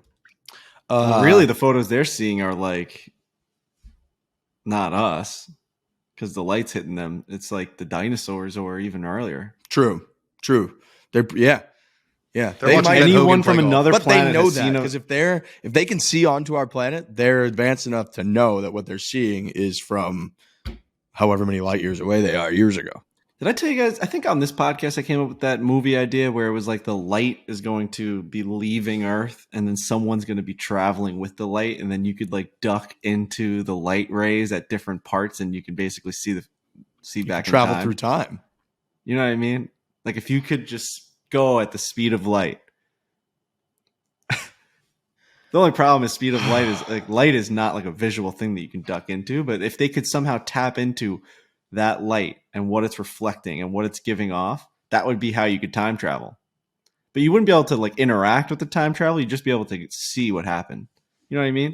Like if you want to see who actually killed JFK, could you like fly with that light ray from at that point, duck in there, look at it and be like, oh yeah, there he is. I don't want to get too into the weeds on this, but when you guys are talking about the time travel with the light, that's where I get completely lost. So here you go, Trent. You don't see it. Yeah. Let me try to hit you with this. Don't condescend to me about Well, this. This is a tough thing to grasp, wrap your head around. I'm going to try to explain it to you. And this is coming from somebody who might not understand it himself. But I understand it. You don't. Yeah, I do. Light takes a certain amount of time to get somewhere, right? So if light leaves this Earth, it leaves this Earth constantly. If another planet is 65 million light years away, that means it will take 65 million years for the light that is leaving Earth right now to get to that planet that's 65 million light years away. So they will be seeing in 65 million years from right now, if they're looking at that point, they will be seeing what we're doing right now. But if they're looking right now, they are seeing dinosaurs from 65 million years ago. That is the light that left this Earth there that is just now arriving. And it just arrived again. It just arrived again. So Frankie's point is that while that light is going from here to there, what if you jumped in 1963 and you saw at the exact same moment that JFK got shot, if you could just see that light and be like, oh, that's how it happened. You're saying it's out there. We just got to catch up to it. Correct. We have to go faster than the speed of light, and we have to catch up to it. Why does the light translate to things that we're doing? Because that's visual. That's how you what see images are. You know what I mean? So it's like we just got to put a projector in that light, and we can start seeing it. Yeah. But it would have no sound. The sound would be totally off. Sound be way behind. Yeah. Sound would be off.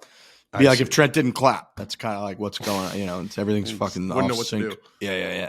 That's interesting. I wonder. Yeah, you'd have to have some sort of projection system where you're capturing this light into something. You know what I mean? Yes. It would almost need to be like one big, huge lens, as if you're like recording something.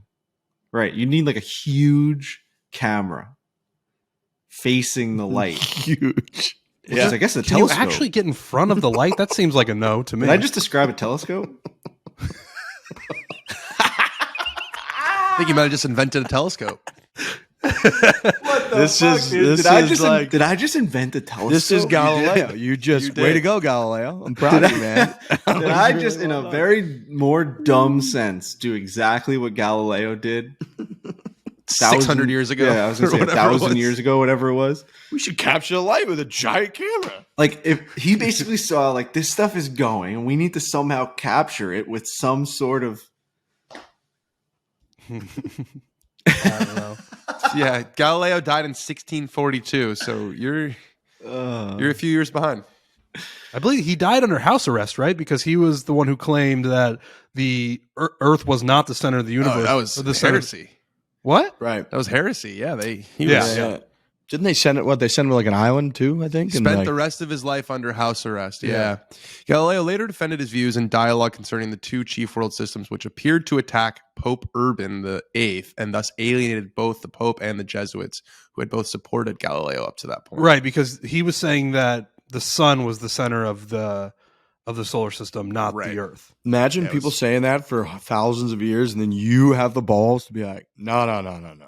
We're circling the sun. The sun's not circling us. Going And they're around like, this giant "You're ball dead. of fire. Yeah, They're like, Imagine how many times he must have been like in his lab being like, am I taking crazy pills? Because every single time I do the calculation, it's the other way around. Right. Like how long it took him to muster up the courage to finally be like, I'm going to say it. I'm just going to fucking say it. You guys are going to put me under house arrest for the rest of my life, but I'm going to say it right now. Dude, I think he went to like a huge conference and was like, guess what? Here's the deal. And they were like, handcuffs. Fuck out. They're all the whole thing was like, all right, the Pope is right. Earth is the center of the universe. That's great. Everything kind of rotates around us, and Galileo's just in the back, like, just one thing before we hit lunch. Just one thing. What a guy. Yeah. Ooh, he's What like, I got this. narcissism? What narcissism from everyone else involved? Where it's like, we are clearly the center of this. He's whole like, thing. dude, I got it. Just if you get real quick, I got this giant camera that captures light, and like I can just see the moon. And they're like, all right, yeah, I don't know. whoo, just tie him up at his house. Let's keep speaking of the going. moon, I got tagged in a really cool TikTok showing how precise the moon is in distance to Earth and then the sun. And that's like why you're able to have a lunar eclipse. So basically, Earth and the sun are 400 times further away than the moon and Earth are, right? So you understand what I'm saying? Mm-hmm. And it never changes that ratio. So basically, Earth and the moon, and then Earth and the sun, there's a 400 times difference between those distances. Okay. But then the width of the sun and the width of the moon, if you took like the diameter of them, are 400 times different. So when the moon crosses over, it's exactly 400 times in distance and 400 times in width that it can perfectly cover from Earth. That's why a lunar eclipse looks like what it looks like. If it was off by legit a meter or you know what I mean, it would be completely different, and everything else would be off. Like they say, like our tides would be wrong, our summers would be off, all of our seasons would be off. Everything is perfectly symmetrical somehow, some way. And then the way that Earth rotates and moves, we only see one side of the moon our whole lives. We've never seen the other side. It's always just the one side facing us and rotating with us. Dark Side of the Moon, Pink Floyd. Have we talked about the Battle of the Eclipse before on this show? Yes.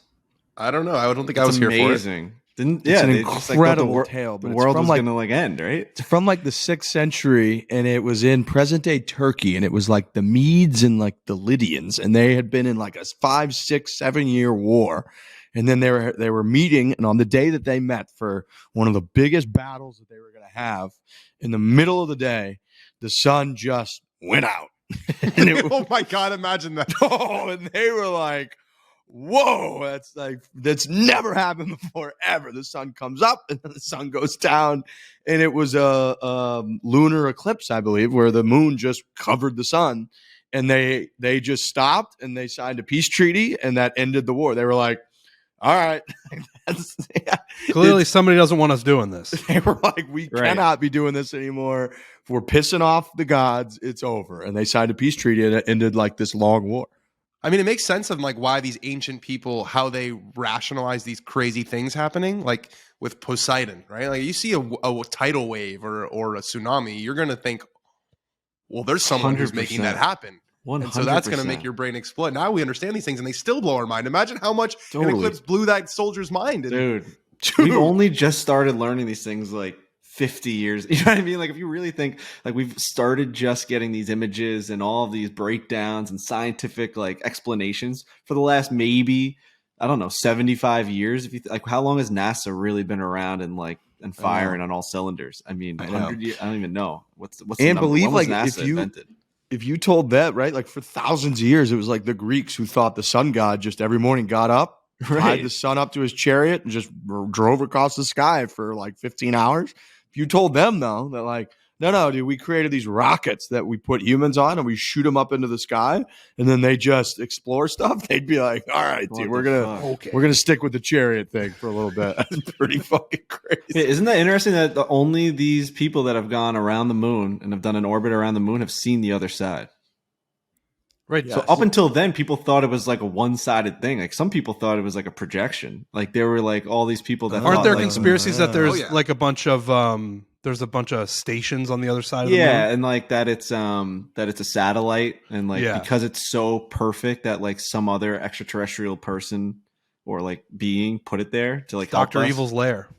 Because they realize that like that's what would sustain life is like a moon at a certain distance, at a certain speed, at a certain rotation that's the only way that you can do it.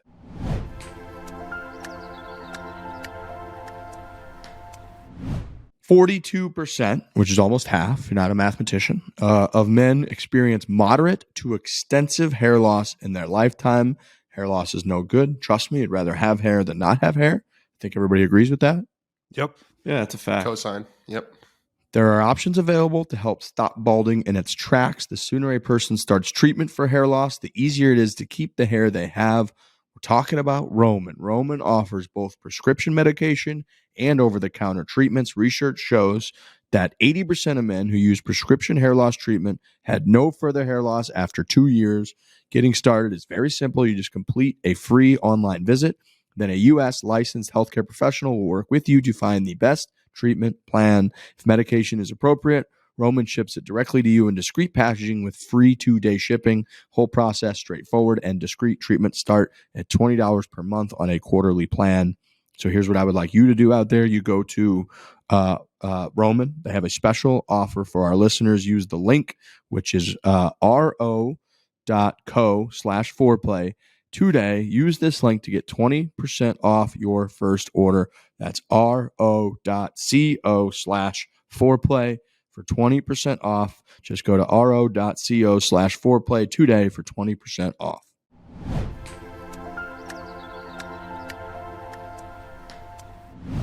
Let me ask you a question. So the moon obviously has a million craters because it's been hit by shit nonstop. But here on Earth, we also would get hit by stuff all the time, but our atmosphere burns it up. So stuff that's like, it would have to be pretty substantial to get through our atmosphere.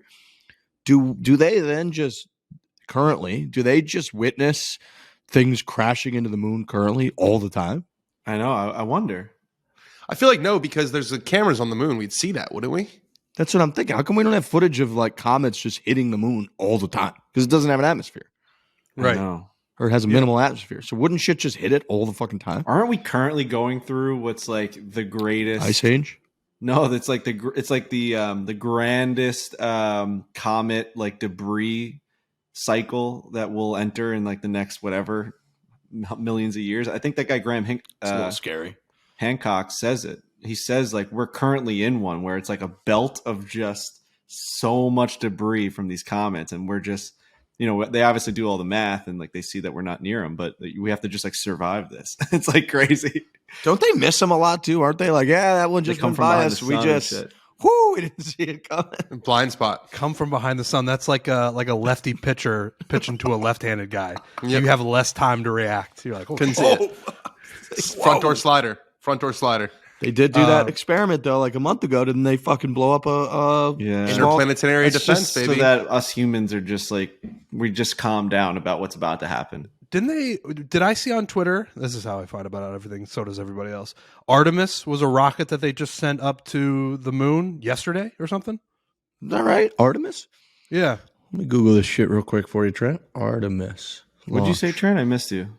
I think they sent up a rocket to the moon yesterday. To the moon? I don't know. Artemis? Lunar exploration. Yeah. Fuck yeah. So we're back. Dude, we got to have Dr. Smith back on. I know. What's he doing? Do you Probably have his really busy? Do you have his like number, Frankie? I have his email and then I have his son-in-law's number, and we'll just once in a while, whenever something magnificent happens in space exploration, I get a text from this random number that says like maybe this guy, and then he'll be like, do you want the guy who created all this on your golf podcast? And I say yeah. And that's just how it's happened the last 2 times. But dude, look at this. This says after 2 failed attempts, NASA has successfully launched its moon-bound mega rocket, the Space Launch System, which will travel beyond the far side of the moon and back further than any other habitable spacecraft so far. The Artemis 1 mission is the first step in NASA's plan to return to the moon for the first time in 50 years and eventually travel to Mars in the 2030s. What the hell? They're going to put people on Mars, dude. We're going to be, in theory, if, fingers crossed, knock on wood, we're going to be alive, I think, when people walk on Mars. That'll be a moment. That will definitely be a moment. That will Now- definitely be a moment. People that go to Mars are We gonna signing sell up to Mars never come merch, back, dude? right? No, I think they're coming back.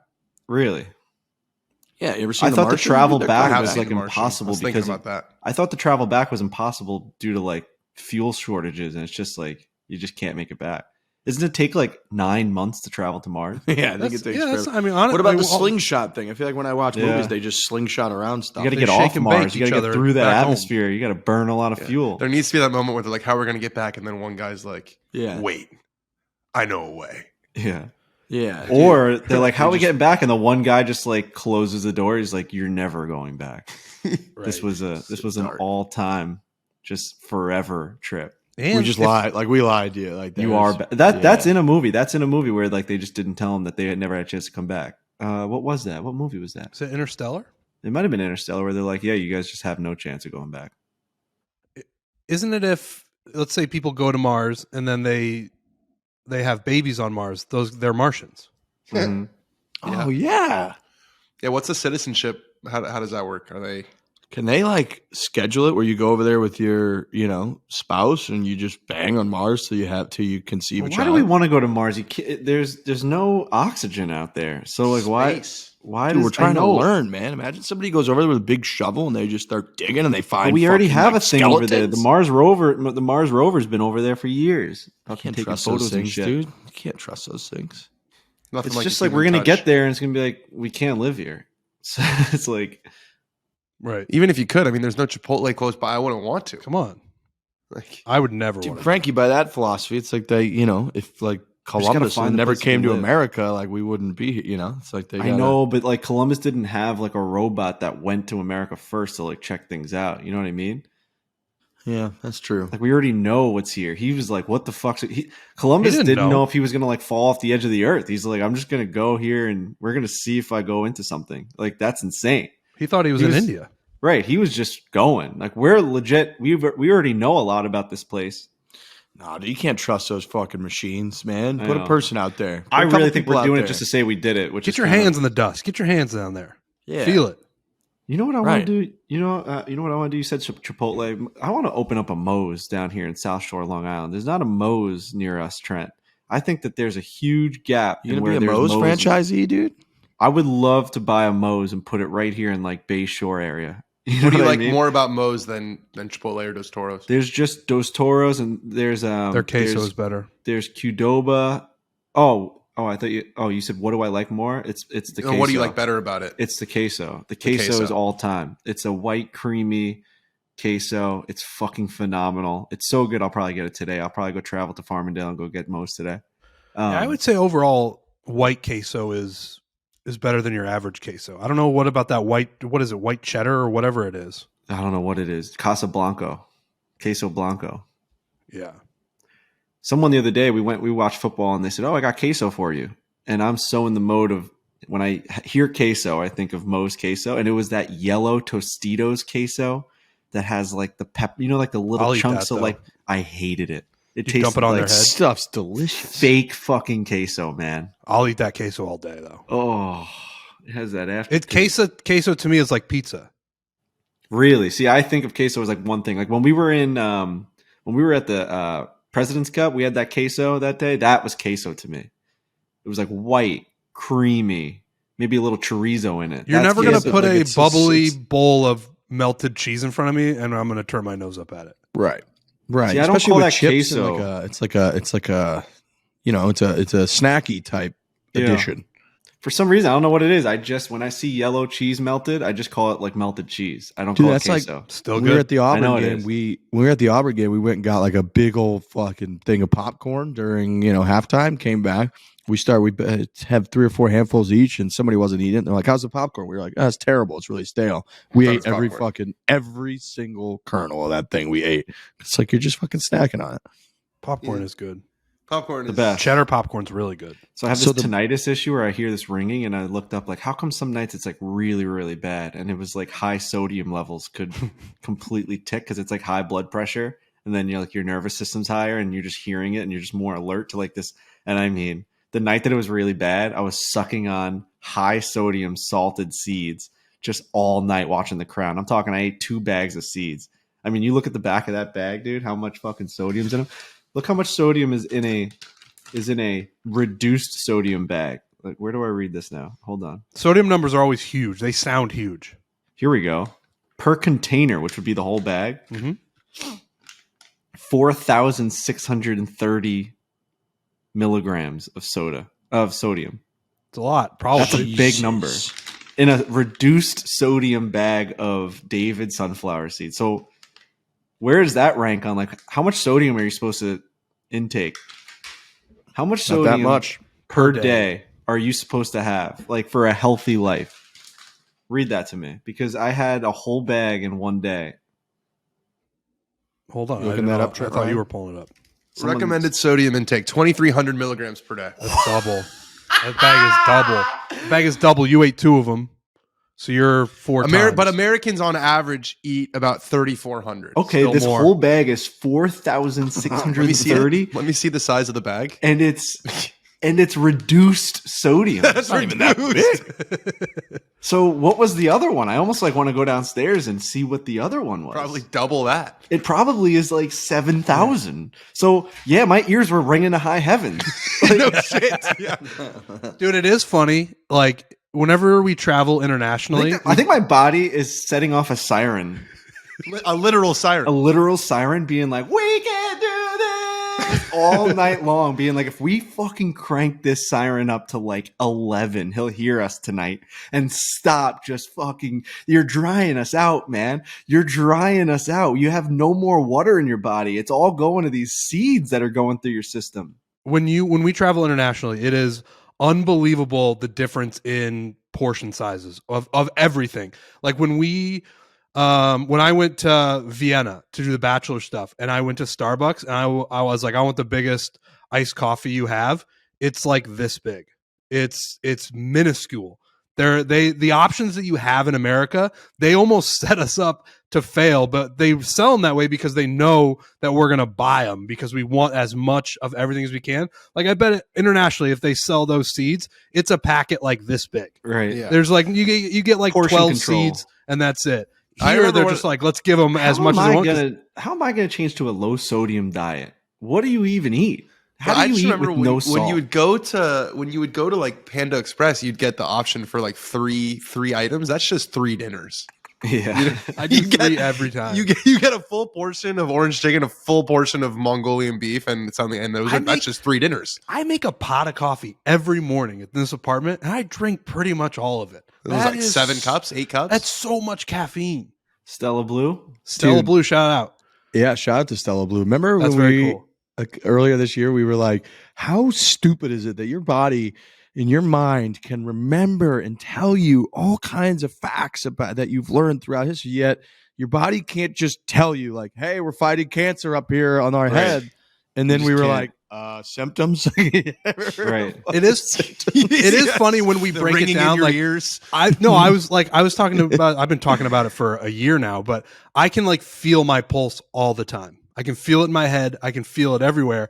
And then we have these conversations like, man, what's going on with us? And it's because I'm drinking a pot of coffee. I'm eating 3 bags of seeds and I'm eating Chinese food every night. My body is telling me the reason this is happening is because you are a gigantic piece of shit. I still think your body shouldn't be doing it in code. Like your body should just know. Speak English. Yeah. Be like, dude, we're having a massive battle down here in our prostate. You need to go to the doctor. Like, what the fuck? Like, why does it just say that? to you? Show Why- us, give us our version of a lunar eclipse. Then I'll understand what's happening. Yeah, why can't like our body be all knowing of every, like, why can't our Right. brain be all knowing about all things inside itself? You know what I mean? Like, why do we have to then Right. learn? Why does someone have to tell me what's inside my body? You Right. know what I mean? Right. Like, hey man, your fucking ears have this. Like, why isn't my brain all knowing about all things in its own system? Because That's it very knows strange. it's to me. sending blood cells down there to fight the But situation. it's like fucking it's like these people that say that they can speak to the dead. It's everything's in code. It's like, just tell me. You know what I mean? Like, I couldn't agree more. It's so stupid. Oh. Your brain is just disconnected. Just tell Did you us. have someone in your family wear a red coat? It's like, well, dude, if you're talking to my grandpa, just say what's up to him. Like, why are we talking about a coat? No, but here's the thing. Someone is, in your family have this a is what's ring fascinating once? about Like, the yeah, human you had a brain. ring. This is what's fascinating when it comes to the human brain and what we're talking about. we all know the right thing to do. We all know. We all know that we should be eating a ton of vegetables every day. We shouldn't be eating carbs. We shouldn't be eating processed sugar. We shouldn't be eating 2 bags of sodium-filled seeds.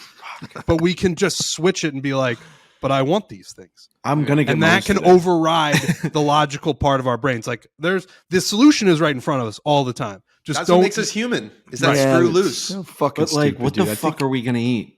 I think Carrots? the body know needs exactly to what to learn- eat. Man, but the body needs to learn to just be more direct. It's a Bad bad fucking indicator. carrots and kiwis, dude. Yeah, it's I want a passive-aggressive. fucking It's burrito. like Right. Betchy, Riggs. Dude, like Betchy. when I fucked up my ankle, everyone's like, go to the doctor. So I have to go to the doctor. The doctor has to be like, okay, twist it this way, twist it that way. I think you might have slightly torn your outside thing. My body just knows that that's torn. It's been sending Right. things down there to heal and swell and like and like fix it for weeks. It knows. So why doesn't it just tell my brain this is is telling precisely your what's brain. Do you going think on? Yeah, down but there? he's saying it's not direct. It's like a girl It's who's not like, direct. you It's know, like- I'm not mad. I just think it's funny. Do you just think tell me. somebody in the planet has like the ability to know exactly what's going on? Like, do you think they have like some sort of like mental deficiency where like they've unlocked that part of their brain where like they know everything that's going on in their body? Like some guy in fucking Africa that's That would just be a sitting there. nightmare. It would be That would- such a nightmare. That does seem like one of the night. You know, they say we TMI. only use 10% of our brains. It feels like that's part of the 90% is Yeah. knowing exactly what's wrong with your body. It is funny to think about your body being passive aggressive to you. Yeah. My foot But hurts. it's like, you know, people find out they have I'm like not gonna tell you why. It's just My foot my hurts. heart's beating fast. But he has like stage 4 prostate cancer. It's like, why didn't our body just make it really clear at stage 1? There's an issue down here. I'm Right. pretty sure we're describing symptoms. Yeah, but We are, sometimes but things Frankie, are like, symptoms Frankie came are- up with the telescope earlier, and we just realized what symptoms are. But No, I symptoms know, are but there's also a- not direct. Symptoms are passive aggressive. Like you could Right. have heartburn. That doesn't mean you're automatically having a heart attack, but somebody might be having a heart attack. Why does Right. it just tell us that? It's a really good point. oh, It's so stupid. Just tell us. Some of them are like ghost symptoms where it's like you sneeze. It's like, well, we told you a year ago that your fucking like pancreas was failing. It's like, what? What are you Right. talking about? Right. You And sneezed. people pass these kidney stones and stuff. It's like, well, why don't you just tell me like months ago we could have gotten ahead of this situation? It's just fucking We're gonna crazy. get some smug, fucking answers from these fucking doctors now. Oh, we never Right. get that. Because the answer is, well, not about like it telling you that you have colon cancer, but the answer to most of our health problems are like drink water, work out, eat a salad, No, and stop eating candy. But the thing is, man, I was eating candy last night, and while I was doing it, I was thinking, this is about as happy as I can be. Eating this So processed sugar. I'm not gonna get a burrito today and salty chips and queso. That's what's like. What am I gonna eat? I haven't eaten. I'm getting today, a so- burrito, but I Chipotle, but I get the healthier version of the burrito. Yeah, which- Do you ever go to like a hot bar at a Whole Food situation, Frankie? I think that'd be a good place to start. Mm. That's a no. Look at that. I'm just proposing options here. His lips if puckered you want, up there. if you want He's doing that. the internal siren to stop going off, might be a good place to start. But if you don't, if your you're cool love with the siren. if your love for queso overrides your hatred for the siren, then eat that fucking queso. man. Queso's good, man. Queso's good. Queso's really good. And I'm saying this like I'm following these things.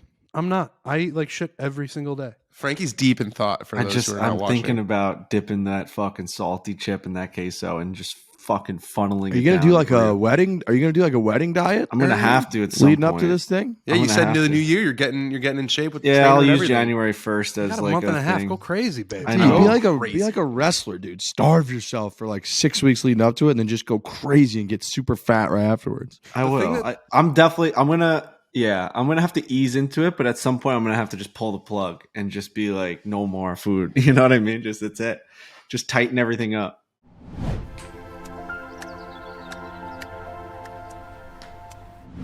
This holiday season, the best deal in wireless can only be found at Mint Mobile. We've talked about them a few times. Really, it's just an obvious choice. When you switch to Mint Mobile and buy any 3-month plan, you'll get another 3 months for free. As the company, as the first company to sell premium wireless service online only, Mint Mobile lets you order and activate from home with eSIM while saving tons on phone plans starting at just $15 a month. All plans come with unlimited talk and text plus high-speed data delivered on the nation's largest 5G network. We use our phones a lot, right, fellas? Constantly.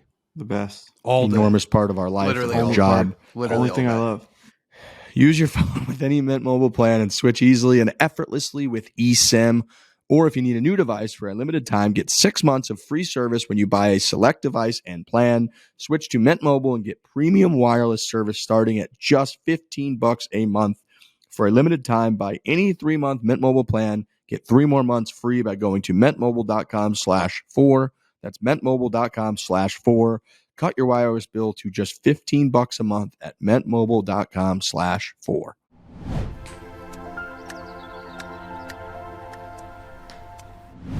The thing that sucks is our bodies do learn or they adjust to us and it's evident in when I try to get off of sugar. When I get off for 3 days, I become a monster. My body has become so used to wanting sugar and it getting sugar that when I don't allow it to have sugar, I become an insane person. And isn't there a threshold on how far you have to go and then you just overcome that? Is Like it like 2 a week, week? though. 2 weeks, right? I know, That's 2 too weeks of hell. I'll have 8 bodies piled up by the time I get to 2 weeks. Right. Dude, Right. we're talking about these billions of years and shit with ice ages. 2 weeks is forever, Forever. man. Forever. Forever. Like, imagine something's been around for a million years. Think about if you put something in the corner of your apartment and you didn't come back to your apartment for 1 year. Think about what like spider webs. It'd be like disgusting. it'd be the longest, most ancient thing ever, and we're talking about billions of years. So Well, you I guys think didn't watch Amazon that. Prime. You guys Amazon didn't watch Prime that has just Netflix ruined show it. that I told you to. You guys said Ancient it was too Apocalypse. boring. No, I watched fucking Theory of Infinity. Oh, yeah, so that boring. one sucked. The hotel. No, you never got to the box. Oh, look though. at these numbers. It They goes said to if you put an apple in a box and just left it there for just hundreds of billions of years, like what happens to that apple? It's just so insane. It turns into like neurons and protons, and then like a little galaxy forms inside that box. It's nuts. It is Well, also I like crazy that shit, but how our Amazon Prime is circumstances just- can. Sorry, go ahead, Dan. I was just going to say Amazon Prime has ruined my sense of patience because now it's like if I order something online and it says it's going to get here next Tuesday, I'm like, is it coming in a fucking horse and carriage? Right. Like, what do you mean? If anything's longer than 2 days, it might as well be next year. dude, it will say like it's like can be delivered for free by November 27th, and I pull up the calendar. I'm like, was that next week? What is going on here? I'm you gonna take- start. I'm gonna start tomorrow. I'll start. I'm gonna No, get a I won't. salad for lunch. I'm gonna get a salad for lunch. Dude, you got Thanksgiving coming up, then Yeah, Christmas. no, I'm You're gonna start after on your I'm gonna start after diet? Thanksgiving. Okay, dude. I'm gonna start after Christmas. You're going Then to you're start gonna on have January NFL 1st, like we playoffs, talked dude? about. You're gonna have playoffs. You're gonna have championship weekend. Oh, there's gonna I'm be gonna so start much January queso and 1st. buffalo chicken dip coming Oh out of my your God. fucking ear hole. Jets are playing such good football right now. If you don't think Oh, I'm yeah. spending every Sunday these next couple of weeks watching the New Super York Bowl Jets, week. oh my God, dude! Dude, then we're gonna be right into March Madness. Then we got the Masters tournament. You're not going on a diet. We're gonna dude. die though. We are gonna die. Pimento cheese sandwiches. We're going. You ever think Like, about like, what if you aren't gonna die? Like, What are you if talking this about? What if I don't know the answer? What if it's the main character syndrome and like I'm like this is all just a simulation for me, and like it just never ends for me. You know what I mean? Like we don't know the answer to that. I don't know American exceptionalism right there. that. I don't know that like my life ends. Who knows? This whole thing could just be center of your made own up. universe. Right. You're the Pope and we're Galileo right now. I'm telling you that there's more than you. Right, but that could again. He's like, you're lying. That could just be the person that's saying that in my Okay. simulation. You don't know the answer to that. You know, you don't. know. Where's Papa? What? Like people die. Where's Papa? Right, Is that right. a euphemism for people die? No, it's just like Right. where or Where's Grandpa. Pop? Whoever. Where's Graham? Right. Right. No, Country I song. get that, but that could just I all be wish part of the story. grandpas never died. You know. Yeah. I'm saying like you personally don't know that if you are going to die until it just happens, but like you don't know if that's You're ever right. I going to mean, happen. Hey, you're. I know Sure. what you're saying, but you're gonna die, Frankie. Right, but you don't know that. There will be billions of years of this Earth existing, like after you're just gone. Oh, so many. So there's already been 4.5, and like we've been here for 30 of them. You just don't know for a fact, though. And then All right. our boy Graham Hancock's whole point is that like You're going to die. Everyone's going to die. And then there's just going to be a cataclysmic event and everything's going to get churned back up into lava and ice. And there's going to be no remnants of any of this occurring ever. Mm-hmm. Right. That's the sun's going to explode and all like this. You know how easy it is to just have Gone. lava go over this house, and then everything that I worked on and my whole life is just now gone. And then it's Forever. just like no one in 100,000 years would have known that I lived at this house doing this podcast. Like- It's impossible. Think about those pictures behind you. You were probably so meticulous about Oh, the it's spacing and where they are. That shit don't matter. Doesn't matter. Gonzo Gone. balls. See ya. Gone. Even I think something it's time as we end the podcast. even as something as monstrous as like the Empire State Building can just get fucking just melted and it's over. It's Well, just that's why I don't know if I talked about it on this show or if I was just talking to someone, but like the longest living remnant of human existence will be the footsteps on the moon because there's no atmosphere. Everything here is gone. Oh, we did talk about it on the show. yeah. Everything's gone. The steps on the moon, those will last for 1.5 billion years. Everything here is just it's Mhm. paper. Yeah, thin. we gotta do more at the moon, to kind of make. That's why we got to go to Mars too. We got to make sure they know we were there. Yeah.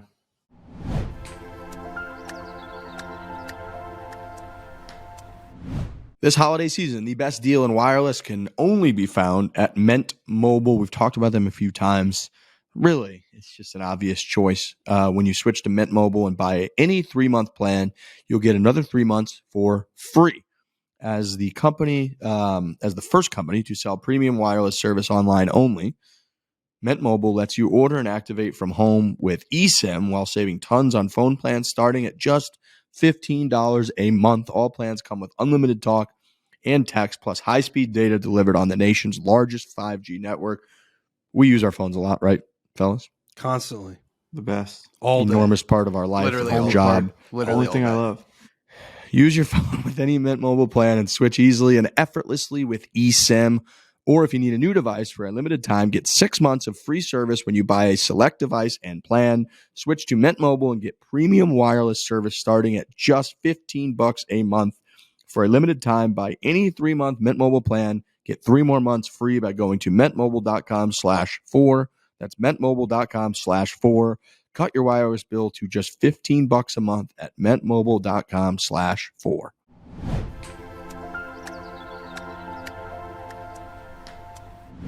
Well, I'm definitely getting a burrito today.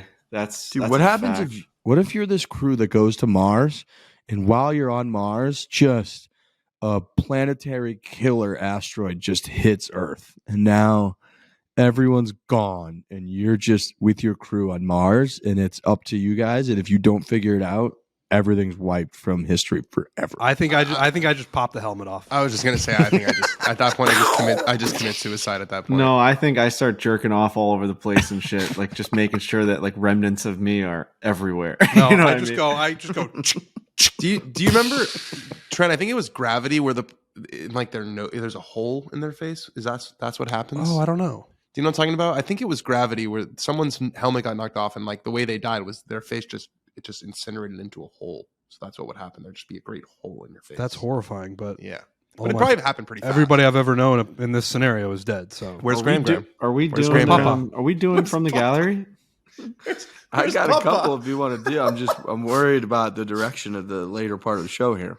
no, we don't have to do from the gallery.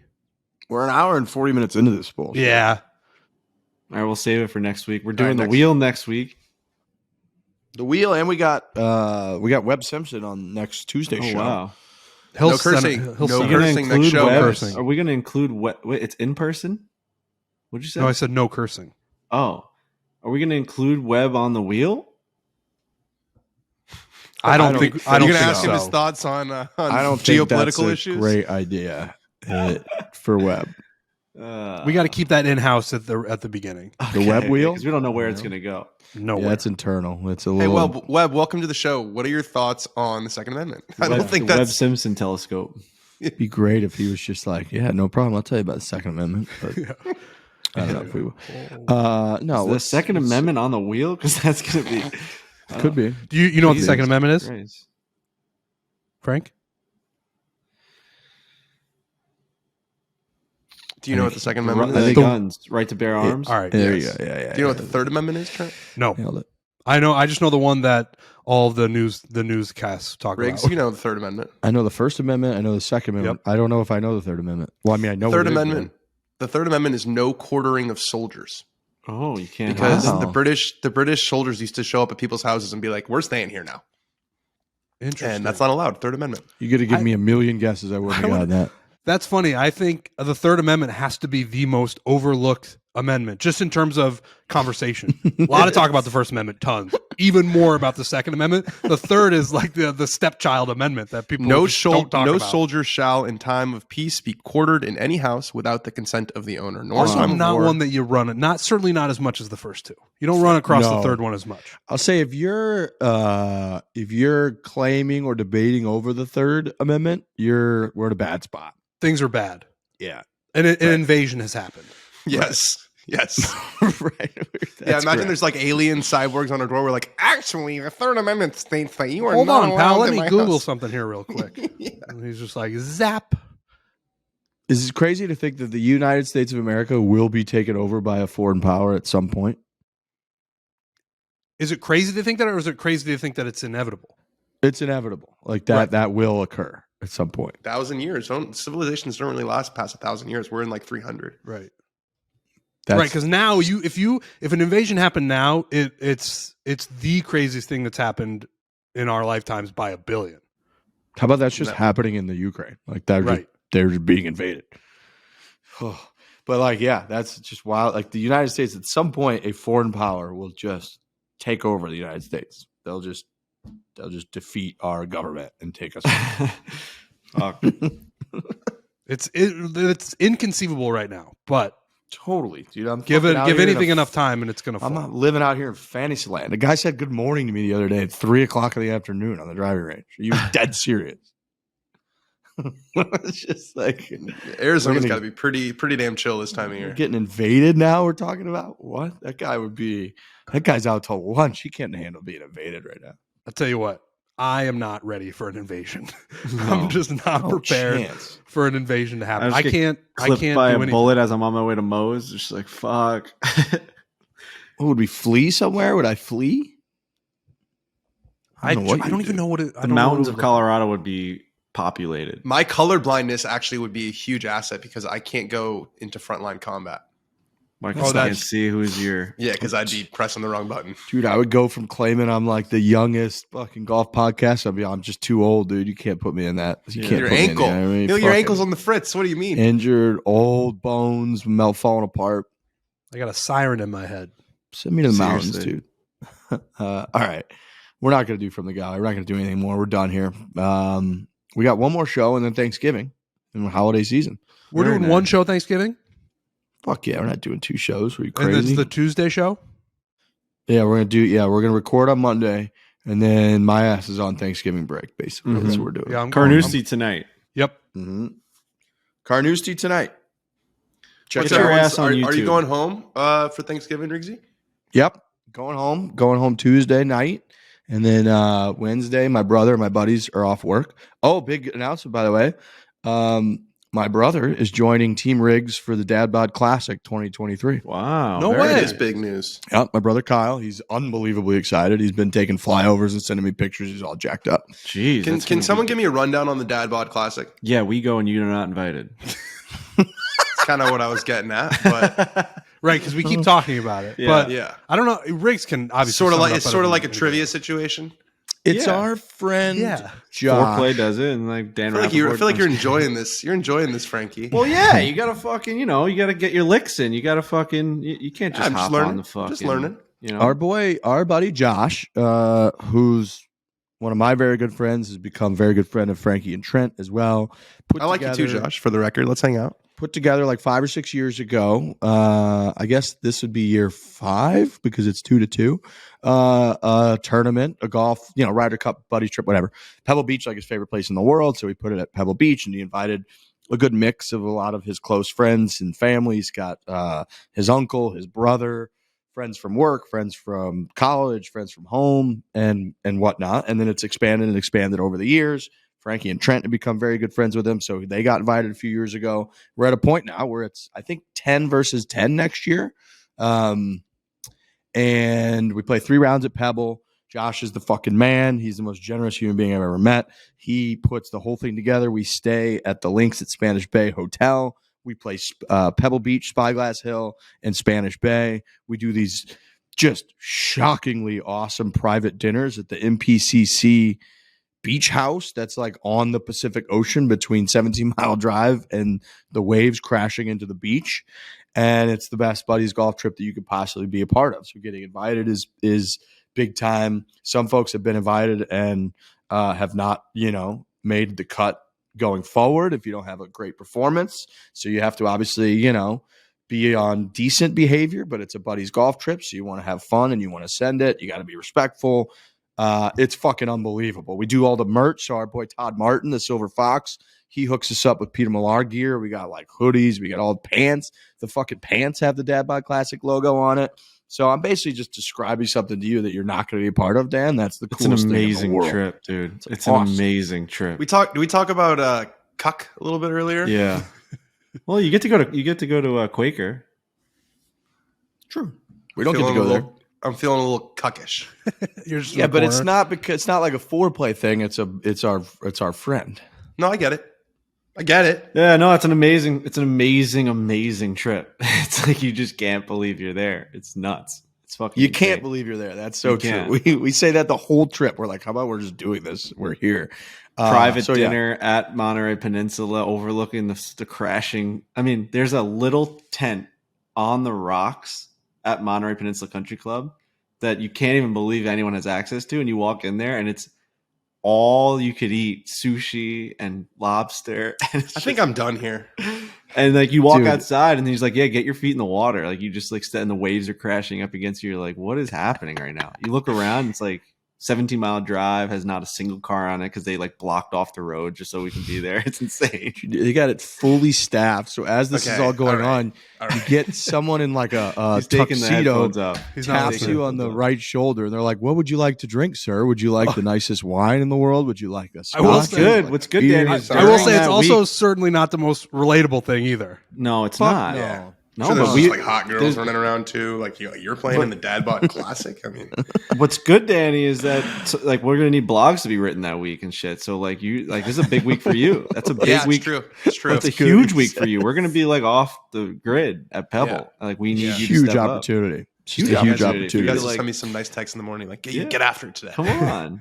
Rise and grind. You know? If you're still listening to this part of the podcast, anyways, then like we could say anything at this point. Nobody should be Yeah. listening at this Oh, point. it's the least relatable trip of all time, which is why it makes Totally. no sense why we're allowed to go on it. I don't know how Josh is, and there's like a real person. Like the fact that this is even a thing, it has to be like a one-of-one trip in the world that he like puts together with this. It's insane. Last year to arrive to the trip, I took a private jet from the Scottsdale airport that is 100 Yeah. yards from my apartment. He's We insane. just landed like basically on the 18th fairway at Pebble Beach. That was how we began the trip. So no, it's not fucking relatable. That's why we're laughing, talking about we're Jon Rahm laughable right now about this I entire literally trip. drive to like Borelli's and leave my car in like the back and like say bye to my dad and then go off to Pebble Beach on like a not real golf trip. And then you come right back to reality. Like it's freezing cold in New York. Dude, You're like, how oh, about that shit. whole Gotta scene shovel of, the like, fucking driveway. The MPCC beach house and the wine and the sushi, and then the whole night you're just like, oh yeah, when we wake up, we played Pebble Beach at like 10 a.m. Yeah. Woo. So anyways, Fuck. my brother got the look. He's pumped. He's going to be joining our squad. So yeah, it's going to be a great time. Great Fucking time. awesome. It's coming up pretty soon. I mean, it's early March, so 3 or 4 months we'll be ready for the DBC 2023.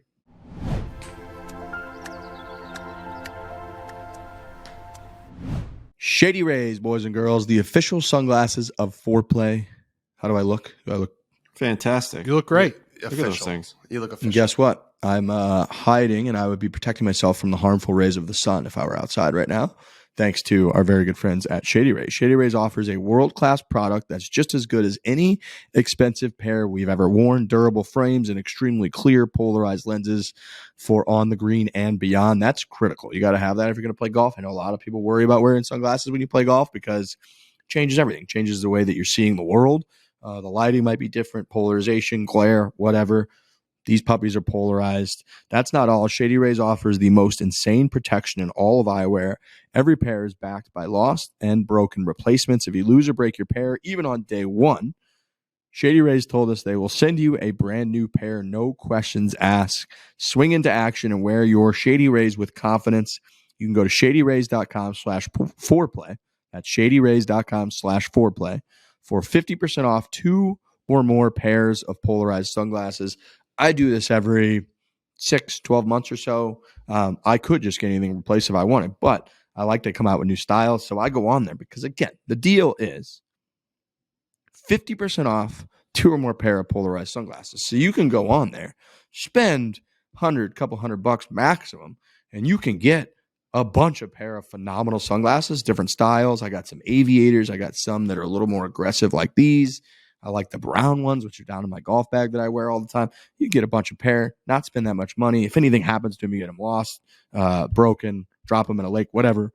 Shady Rays will replace them, no questions asked. So again, go to shadyrays.com/foreplay for 50% off 2 or plus pair of polarized sunglasses.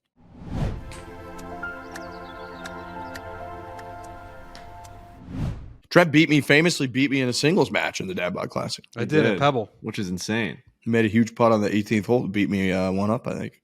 I did. Took my beanie off like a gentleman when we shook hands. Dude, birdied 17. Remember that, Trent? Dude, that was 17. Yeah, dude, it's one of the greatest shots of my life. Like Where was the a pin? true birdie? Yeah. It was the right side of the green. Yeah. Front right. Awesome. He made a 2-1. Front right. I hit it onto the fringe, but it was right there. Dude, I remember I came marching back and I was like, oh, I got all the momentum. It's over. Trent hit one to like 15 feet on 17 and canned it. I was like, Dude, we just talked about how I don't know how many holes we're at, but in breaking 100 and breaking 90, he has yet to make a birdie. Yeah, which is just so hard which to is an believe. insane stat. So he's attempted how many times now? That's 10 attempts. 10 for breaking 90. For breaking 90. And I think we did it in 9 for breaking 100. 342? 342 holes of Never golf just and even birdies. never ran into a birdie on accident. Never Not once hit There's one. 0 birdies. None. Breaking 0 90. birdies. That's crazy because I've seen you make plenty of birdies. I made one at He made one in Dumbarton. Scotland. Yep. Yeah. He made one in Yeah. Dumbarton. Dude, on Tuesday You that made video one. came out. We went to Australia. The first course we played that was impossibly hard. I remember you made a birdie. My question would be, so I'm probably like an 18, 19 handicap right now. I'd have to update my app. But what percentage of holes does a person of that handicap get a birdie? Way higher than 0 for 342. Okay. I was hoping it would be around. Well, you're averaging like a 94 right now, 95, like every single round you play. And you got to think over 19 rounds of golf, you have to throw a birdie in there once. Just a par 3. You're playing 4 par 3s every round. You're playing Did a 4 par commenter- 3s every round. Commenter realize this? Where did this come from? So, dude, it's a comment every time. Like, oh, another video that Trent's going to try and break 90. Bet you he doesn't make a birdie. It's a fact. It's a fact he won't. Dude, people are throwing bets in the comments being like, hey, guys, I bet you Trent doesn't make a birdie today. And they're like, That's so deal. mean, dude. Fuck. Yeah, will I break 90 first or will I make a birdie first? It should be make a birdie, Trent. I'll say too, what video hurts series. you on the birdie front, there's probably some 18s out there that make a decent amount of birdies because they hit the ball a mile, but they just hit it all over the property. Whereas it's like if you had because those par 5s would be very, very birdieable, but you gotta get some distance, man. You gotta find some distance. Well, Right. What Another we really problem- found out is it's the wedges. Yesterday or whatever. We'll talk about this next week, but I think it's the wedges, man. And I think it really hasn't hit my brain until recently. I think we lose like a stroke a hole with this guy with a 56 or 60. Well, here's the problem. Here's what happens. I'm short off the tee, and I don't hit many greens in regulation at all. So I'm always describing a putting bad myself in a golfer. position where I'm either having to chip on, or if I'm close enough, I'll putt. every hole. Every single hole. Greens in regulation might be a more embarrassing stat than the birdies. Like, And we're playing now from like 6,000. Like we've like succumbed to just like we're playing like 6,000 61, yards. 6,200 now. That's And I'm fine. still I'm still just not hitting greens in regulation. And I hit my irons okay. I know, like at the beginning of the last video, the irons I couldn't get them off the ground. But since then, I've been hitting more balls and I've been getting them in the air. But even with that, the ball doesn't land on the green. So I'm putting myself in a position where I have to chip it, and the chips they're not good right now. They're really not good.